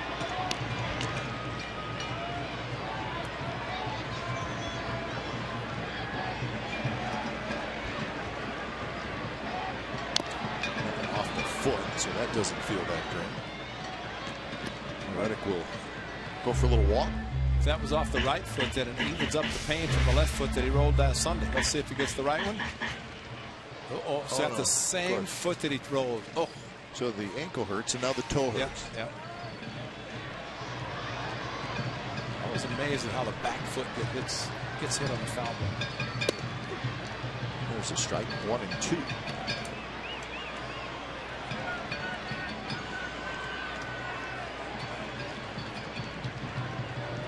Single walk and a fly out for Reddick tonight.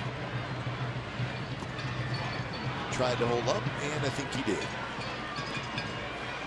It's Mark Rippergert down at third base. It's a good stop with a swing on a breaking ball, and a call from third base umpire.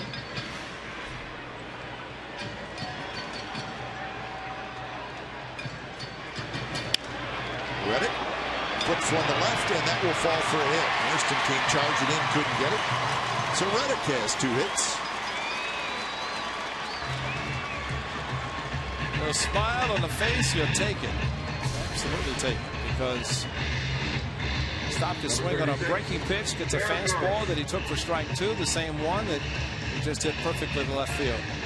And the more and more we see Josh Reddick with this type of a swing where he is hitting the ball in the opposite field, he will hit the home runs.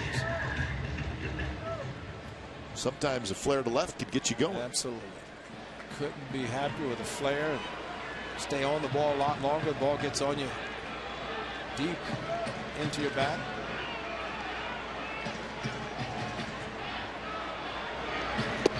First pitch is inside to Norris. Norris a single, ground out, and then he lined into a 6-3 double play. That's a circle change right there. See the index and the thumb forming the circle. 4 pitches thrown by that was not a changeup. Start to change grip. Some pitchers just cannot start in certain grips. So that's changed it to the fastball, although the index or the ring finger wrapped around, but that was a fastball outside. And that one right on the inside corner, call to strike. 2-1. He's now with 11 hits. The Nationals with just 2.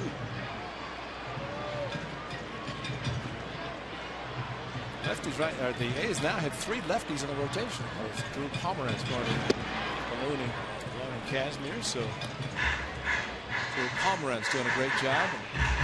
So I guess Pomeranz would pitch Tuesday, right? That's the way it would line up. It would be lined up following 3, starting with Gray, Kazmir, and Chavez. And Gray is pitching tomorrow.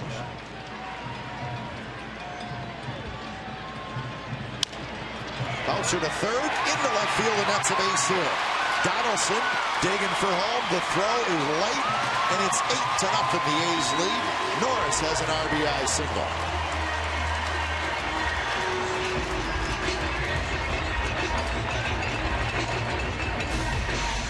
Don't go into shock, Tommy Malone, with all this run support. Derek Norris hitting the ball hard on the ground. No chance for the third baseman. And then a strong throw. But no slide needed by Josh Donaldson. 2 outs on contact on the move. And Donaldson, who flared the ball to right field. So a couple of opposite field hits. And then Derek Norris with an RBI single to left field. So Detweiler's out. When it's time for change, think Speedy Oil Change and Tune-Up, your oil change, tune-up, and repair experts.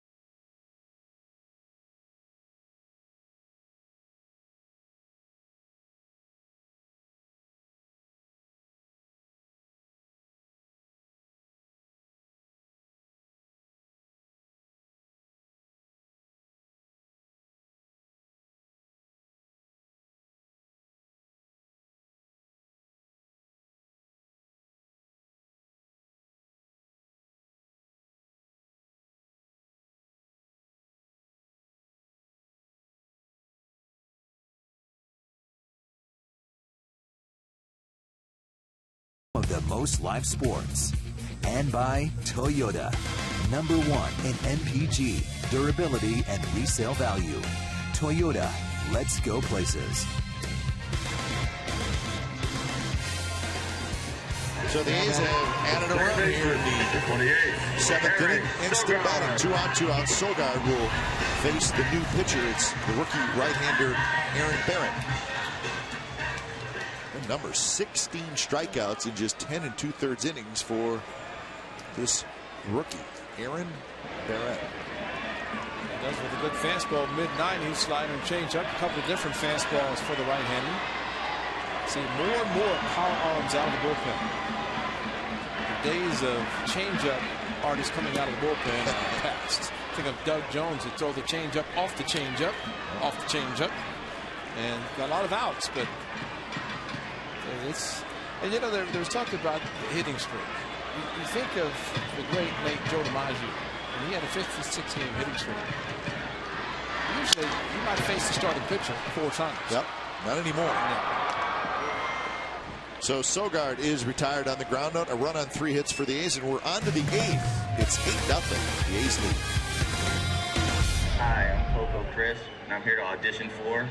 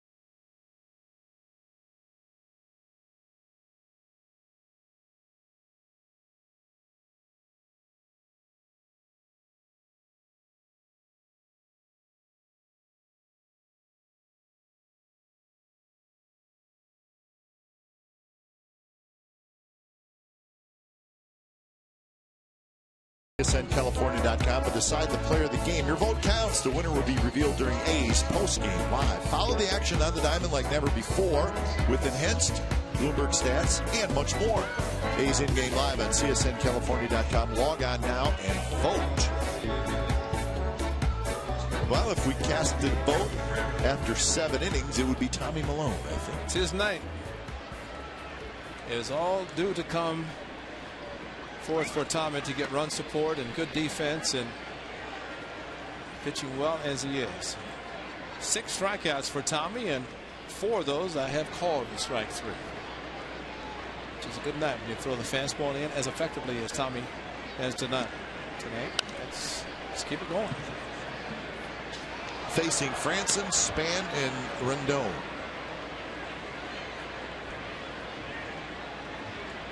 Franson a strikeout and a fly ball to center field.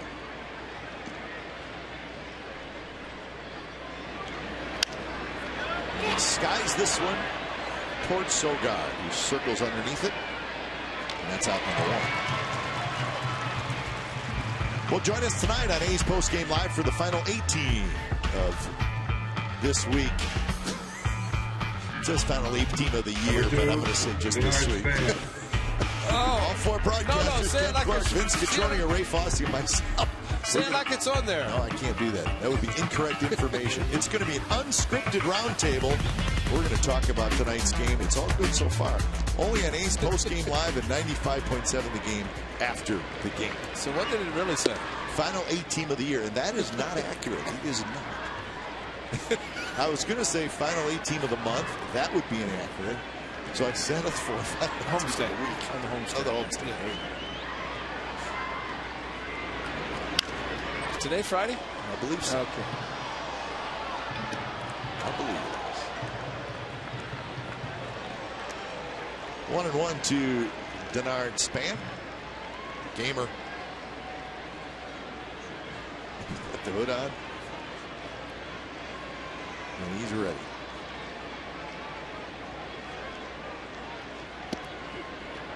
There's the strike, and it's 1-2 to Span, who has popped out. The fly ball to right, and he has walked. Well, the crowd making some noise as Malone about to make pitch number 102. And it's fouled down the left field line. The Indians beat the Rays tonight 6-3 in St. Petersburg. So the Indians with a 4-game winning streak, the Rays with a 4-game losing streak. For the Rays, all 4 of those losses have been at home. Tampa Bay now 6 games under the 500 mark. And you don't want the Tribe to start getting hot by the time the A's head into Cleveland. That's the next road trip. So Span strikes out, and that is strikeout number 7. But Tommy just pitches so well that even Span on this one has to hesitate and then Number 6, tries to pull Anthony the trigger Rendon. and then just could not do it. Could not make contact. And Tommy Malone is a master tonight. 7 strikeouts against the Mariners, his first start of the season. Tommy, he's matched that tonight.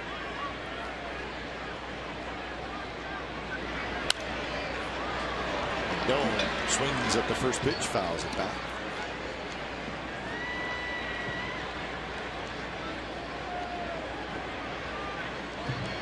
Rendon, a strikeout, a foul out, and a fly ball to center field. Now it's 0-2, so Rendon not waiting around. Why would you? He's ready to swing.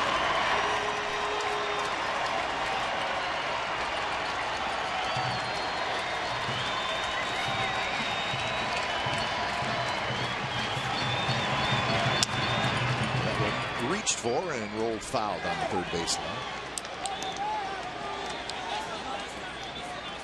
Some hitters just don't like to take pitches. Nope. They go up to swing no matter what the pitch is, where the location is. We've got a long way to get that baseball. Let's go.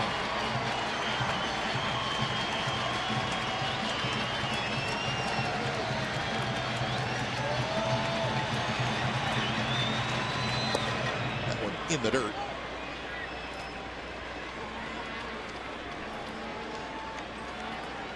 Yankees beat the Brewers interleague game 5-3 in Milwaukee. Tanaka 5-0, struck out 7 and 6 in the third, so he's off to a terrific start.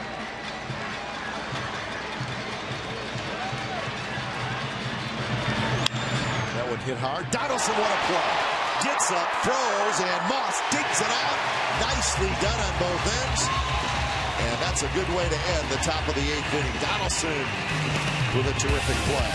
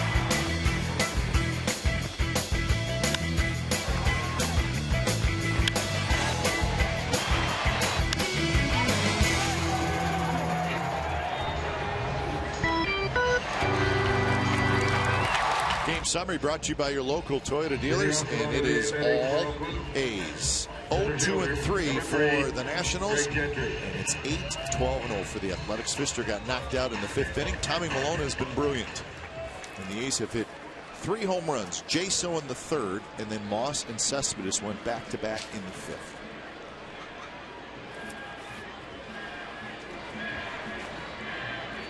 So Gentry to lead it off as Barrett stays out there. That one buzzes Gentry. Handshake from the manager, so it looks like 8 innings will be it for Tommy Milone tonight. Can't get much better than that performance. Well, we go back to spring training, and that kind of a little special pat on the back by Bob Melvin, because it was Melvin who from day one said Tommy Milone was a starter. He had a lot of confidence in Tommy, and Tommy felt that because the manager said what he said about him, and the fact that 2 pitchers went on the disabled list out for the season, Tommy Milone one of the starters, and Bob Melvin would not let any of the media say that Tommy was going to be the first to go to AAA. Here tonight, 8 shutout innings, a couple of hits, and pitched great. And that just goes to prove that get a pitcher some run support, play good defense behind him, he's got a chance to do something special. Tommy's done that tonight.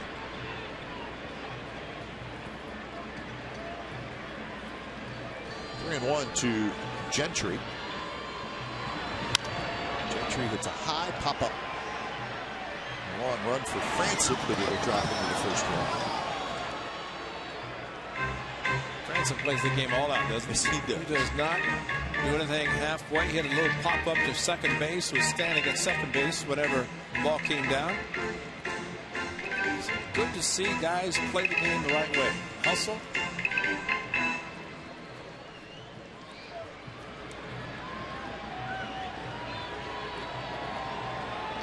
Gentry 0 for 2, and now he's aboard for the 2nd time. He was hit by a pitch in the 6th, and now he walks here in the 8th. Designated hitter, number 5. So top of the order, Jaso steps up. Jaso 1 for 4 with the home run in the 3rd.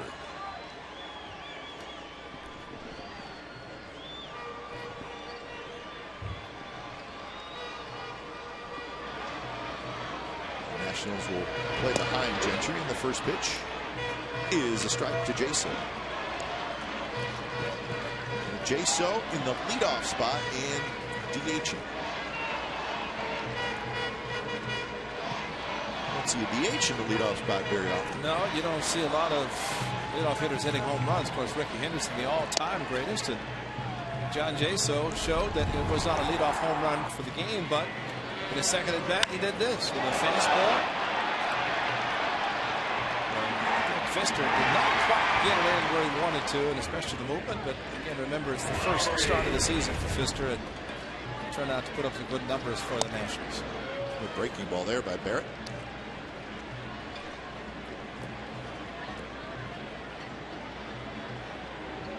Defense certainly didn't help Pfister out, but he was not sharp at all.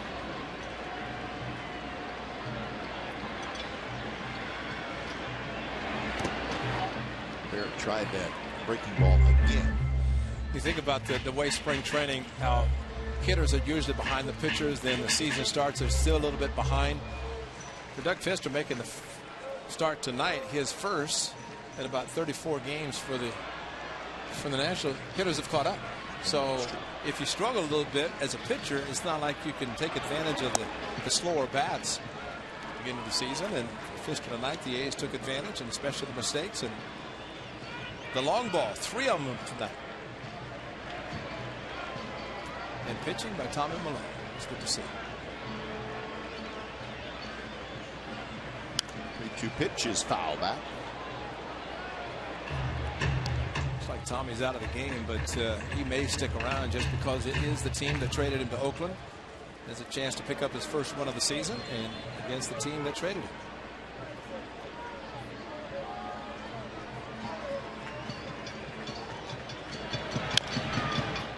Tapped foul, another foul ball as Ty Waller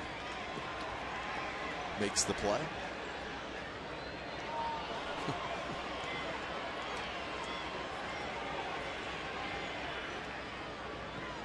Ty Waller finally gets it done. Can you flip a baseball into the stands here at the Coliseum? You usually have to walk it. And when they drop it, it comes back out on the warning track. Your work's not done. So back-to-back walks. All right, make sure you join us tomorrow. It'll be game 2 of this 3-game series. Our coverage starts at 5:30 here on Comcast Sportsnet California with A's pregame live. And we are told that the young man pronounces his name wrong. Is that correct? That's what I heard. Tanner Roark against Sonny Gray. So a couple of young right-handers.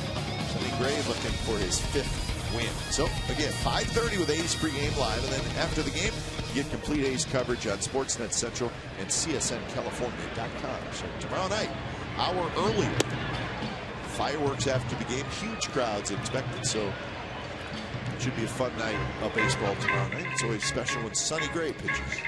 Was that a great article today, written by Susan Slessor in the San Francisco Chronicle about Sonny Gray? Yeah. Talked a lot about his family. Yeah. He lost his dad when he was 14 to a car accident. It was a terrific read. I read it twice, actually. Yeah. So Susan did a nice job in that article. As you get to know Sonny, you realize that there's something special about him. Well, just watching him take the mound and watching him pitch, you know that's part special. And it takes someone special to be able to step in the role that he has starting last year in the postseason and do what he did. Game 2, Game 5 starter, and the American League Pitcher of the Month. Steve McCatty, one of the big 4. Or 5, I guess, under Billy Martin. Talk about complete games and no need for a bullpen. He was part of that. No, Billy didn't need a bullpen.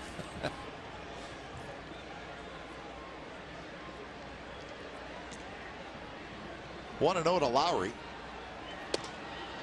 And there's a high strike. I think Rick Langford had about 31 complete games that year pitching. Micah Norris. Well, I always think about that. I mean, then those guys were all good, right? But they must have got knocked around once in a while. Did Billy just leave them out there? Take one for the team every time you go out. It's tough. Lowry reaches for it, and he's behind in the count now, 1-2.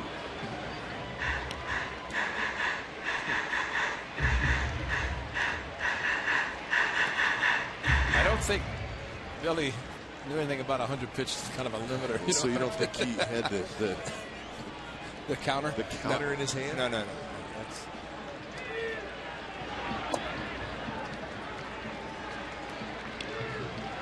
2-2 to Lowry with Donaldson in the on-deck circle.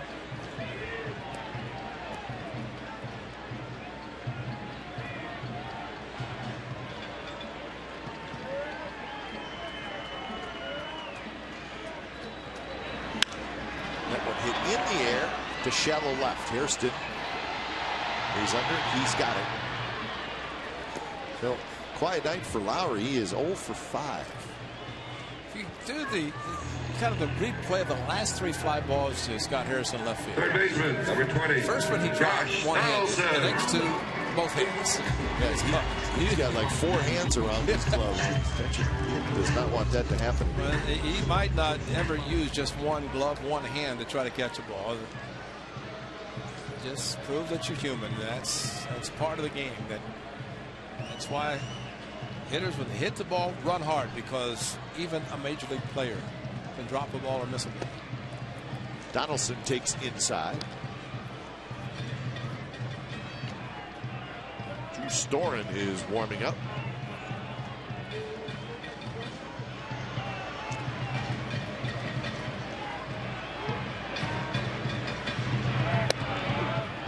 Over the top with a fastball is Aaron Barrett. 1-1 the count.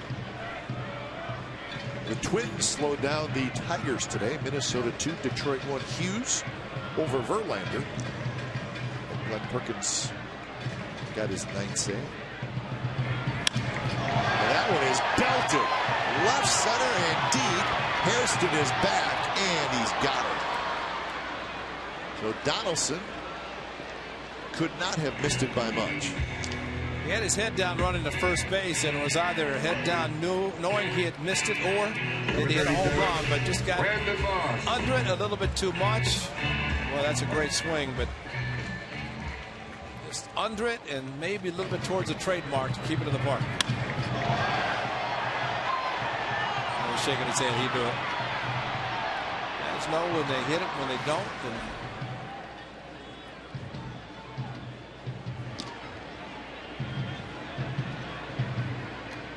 So 2 outs, and here's Moss. Moss bounces one right side. Espinoza ranges far to his left. He's got it. Side retired. So the A's strand a pair, and we're on to the 9th. 3 outs away from Tommy Milone getting his first win.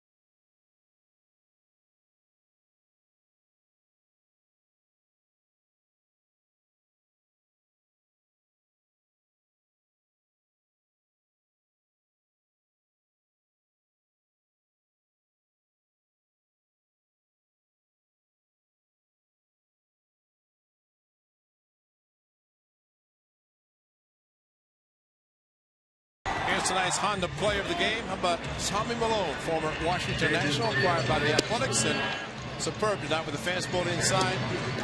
Got several strikeouts with a called fastball in. Franson with a swing on a fastball. Fastball outside to LaRoche and change up. He had the ball working tonight. Location especially good tonight for Tommy Milone. Outstanding numbers. He's in line for his first win of the season. When it's time for change, think Speedy Oil Change and Tune-Up. Your oil change, tune-up, and repair experts. It's Fernando Rodriguez into the game. It's great to see him.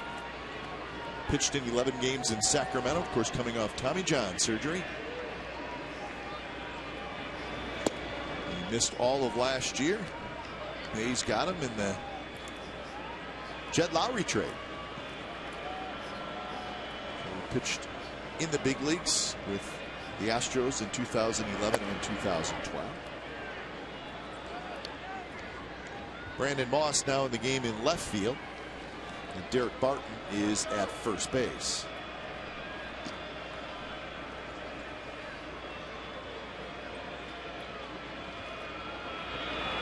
The 2-0 pitch to Worth is popped up foul. See Fernando in the bullpen as he was loosening up and knew he was coming in for the 9th inning. Took a couple of deep breaths. What a story to come back after Tommy John surgery and to be on the mound. Savory is also getting loose, but for Fernando Rodriguez to have this opportunity, be where he was and what he went through to get to the point to be back out on Major League mound. And he was with the big league team almost all of last year. He was all year. He was around. Yeah, he had Tommy John surgery, his rehab. So that's hard too, right? Yeah. Well, Brian Shulman, one of the trainers, would stay back, and the guys would come out to the Coliseum to rehab. And it's it had to be extremely hard. Eric O'Flaherty doing the same thing now, coming off Tommy John, and as mentioned, he's going to throw to hitters tomorrow. But you're around, but you know you can't play. You just have to take the time. Jared Parker, AJ Griffin, both going through it right now and will all season. So all you can do is be a cheerleader.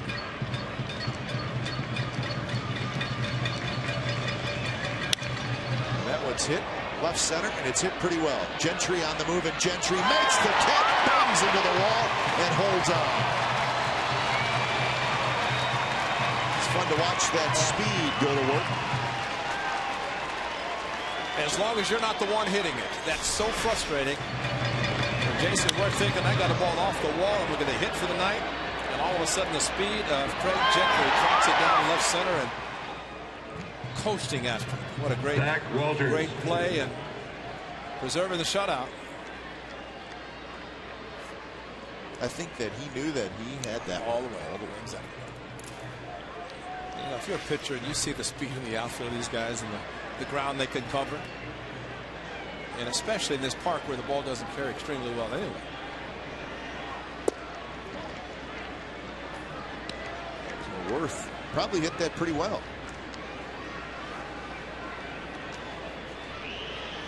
One out. This is Zach Walters. Zach Walters pinch hit for LaRoche in the 7th inning and hit a fly ball to left field. So this is his second at bat, and he fouls the first pitch back.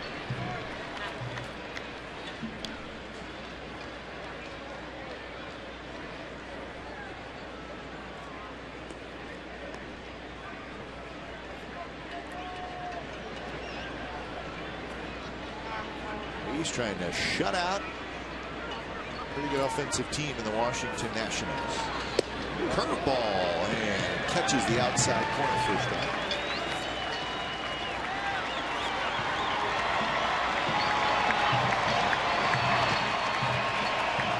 Pitches all stick together, all the starters, and Drew Pomeranz is throwing the crew.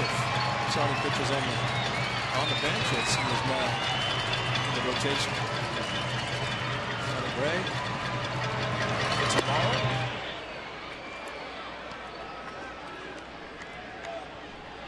And we'll look forward to that. Again, 5:30 tomorrow is A's pregame live, and then the ball game at 6:05. A's postgame live coming up after our game here, and that will include the 18. Good breaking ball. Walter strikes out. 2 outs here in the top of the 9th inning. I think right over the top of that curveball is Rodriguez. Oh, nasty. 12-6 and thrown hard, and you can see the swing. 40, no chance. Wilson Ramos. As hard as the ball was thrown. It's a great curveball.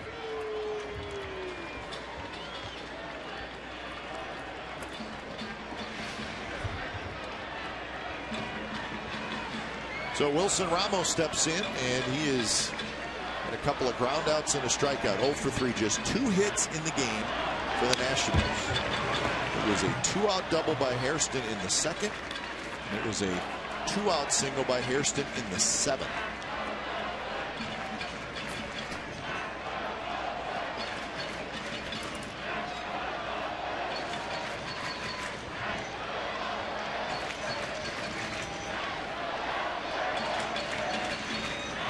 Rodriguez trying to wrap it up. And that one tapped foul toward the A's dugout.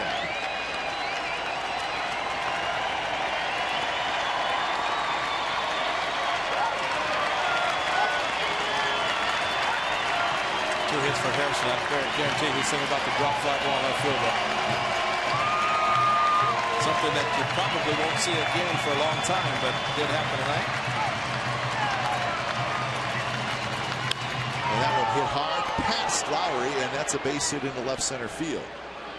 So Wilson Ramos has his first hit, and that's the 3rd hit for the Nationals.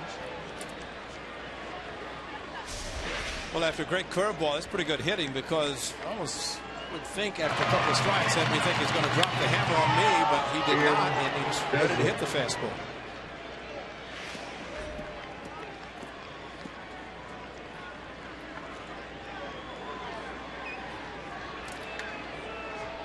So Ian Desmond will get his 4th at bat. Desmond has struck out, fouled out, and walked.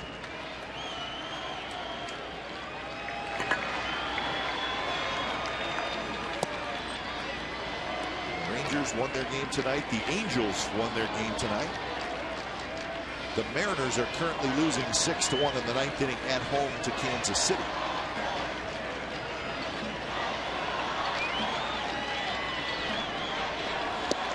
pitch is in for a strike.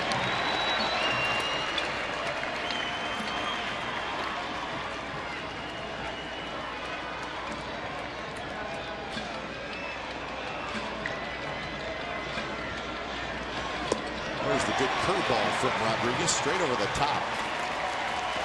Never had Tommy John surgery. Glad I never did. But, you know, you think about going through surgery and then you drop this curveball. It says a lot about the repair work, huh? It's working. Yeah, I'd say it's working very nicely.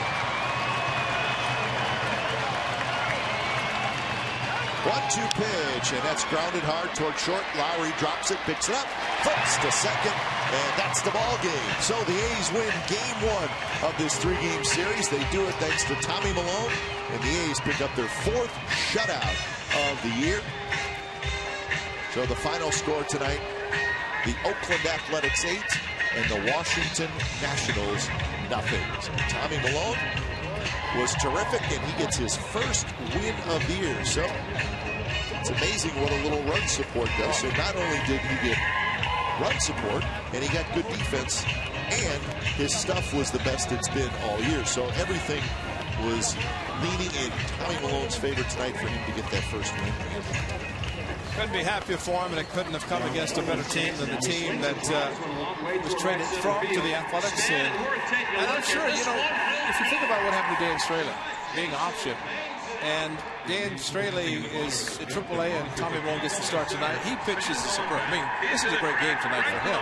And under the circumstances, you never know what pitchers are thinking, especially when they see somebody go to AAA. But Tommy took the baseball tonight, did a great job, and couldn't be happy for him, especially with the location of his pitches. Well, that's the thing. I think we both agree that his location tonight was by far the best it's been all year. And when you're getting the ball in the inside corner to right-handed hitters and you're jamming powerful right-handed hitters with an 87-mile-an-hour fastball, well, that combination right there is going to take you a long way. And when you're throwing that velocity, you better be able to spot it. Tommy did it perfect with all those pitches. I mean, on the inside corner. And listen, left-handed pitchers that don't throw hard, they're not always that crazy to try to grab the inside corner to a powerful right-handed hitter. Malone is the kind of guy, he doesn't really care about the velocity. He's going to throw it in there because he has to be successful. You know, I think in a game like tonight, you have to give credit to Derek Norris. We saw with Fernando Rodriguez calling the curveball and working with Tommy Malone the way he did tonight. So a good night. Anytime you pitch a shutout, it always works out well, whether it's a catcher doing the calling or the pitcher, of course, having to make the pitches, but it worked well tonight for both of them.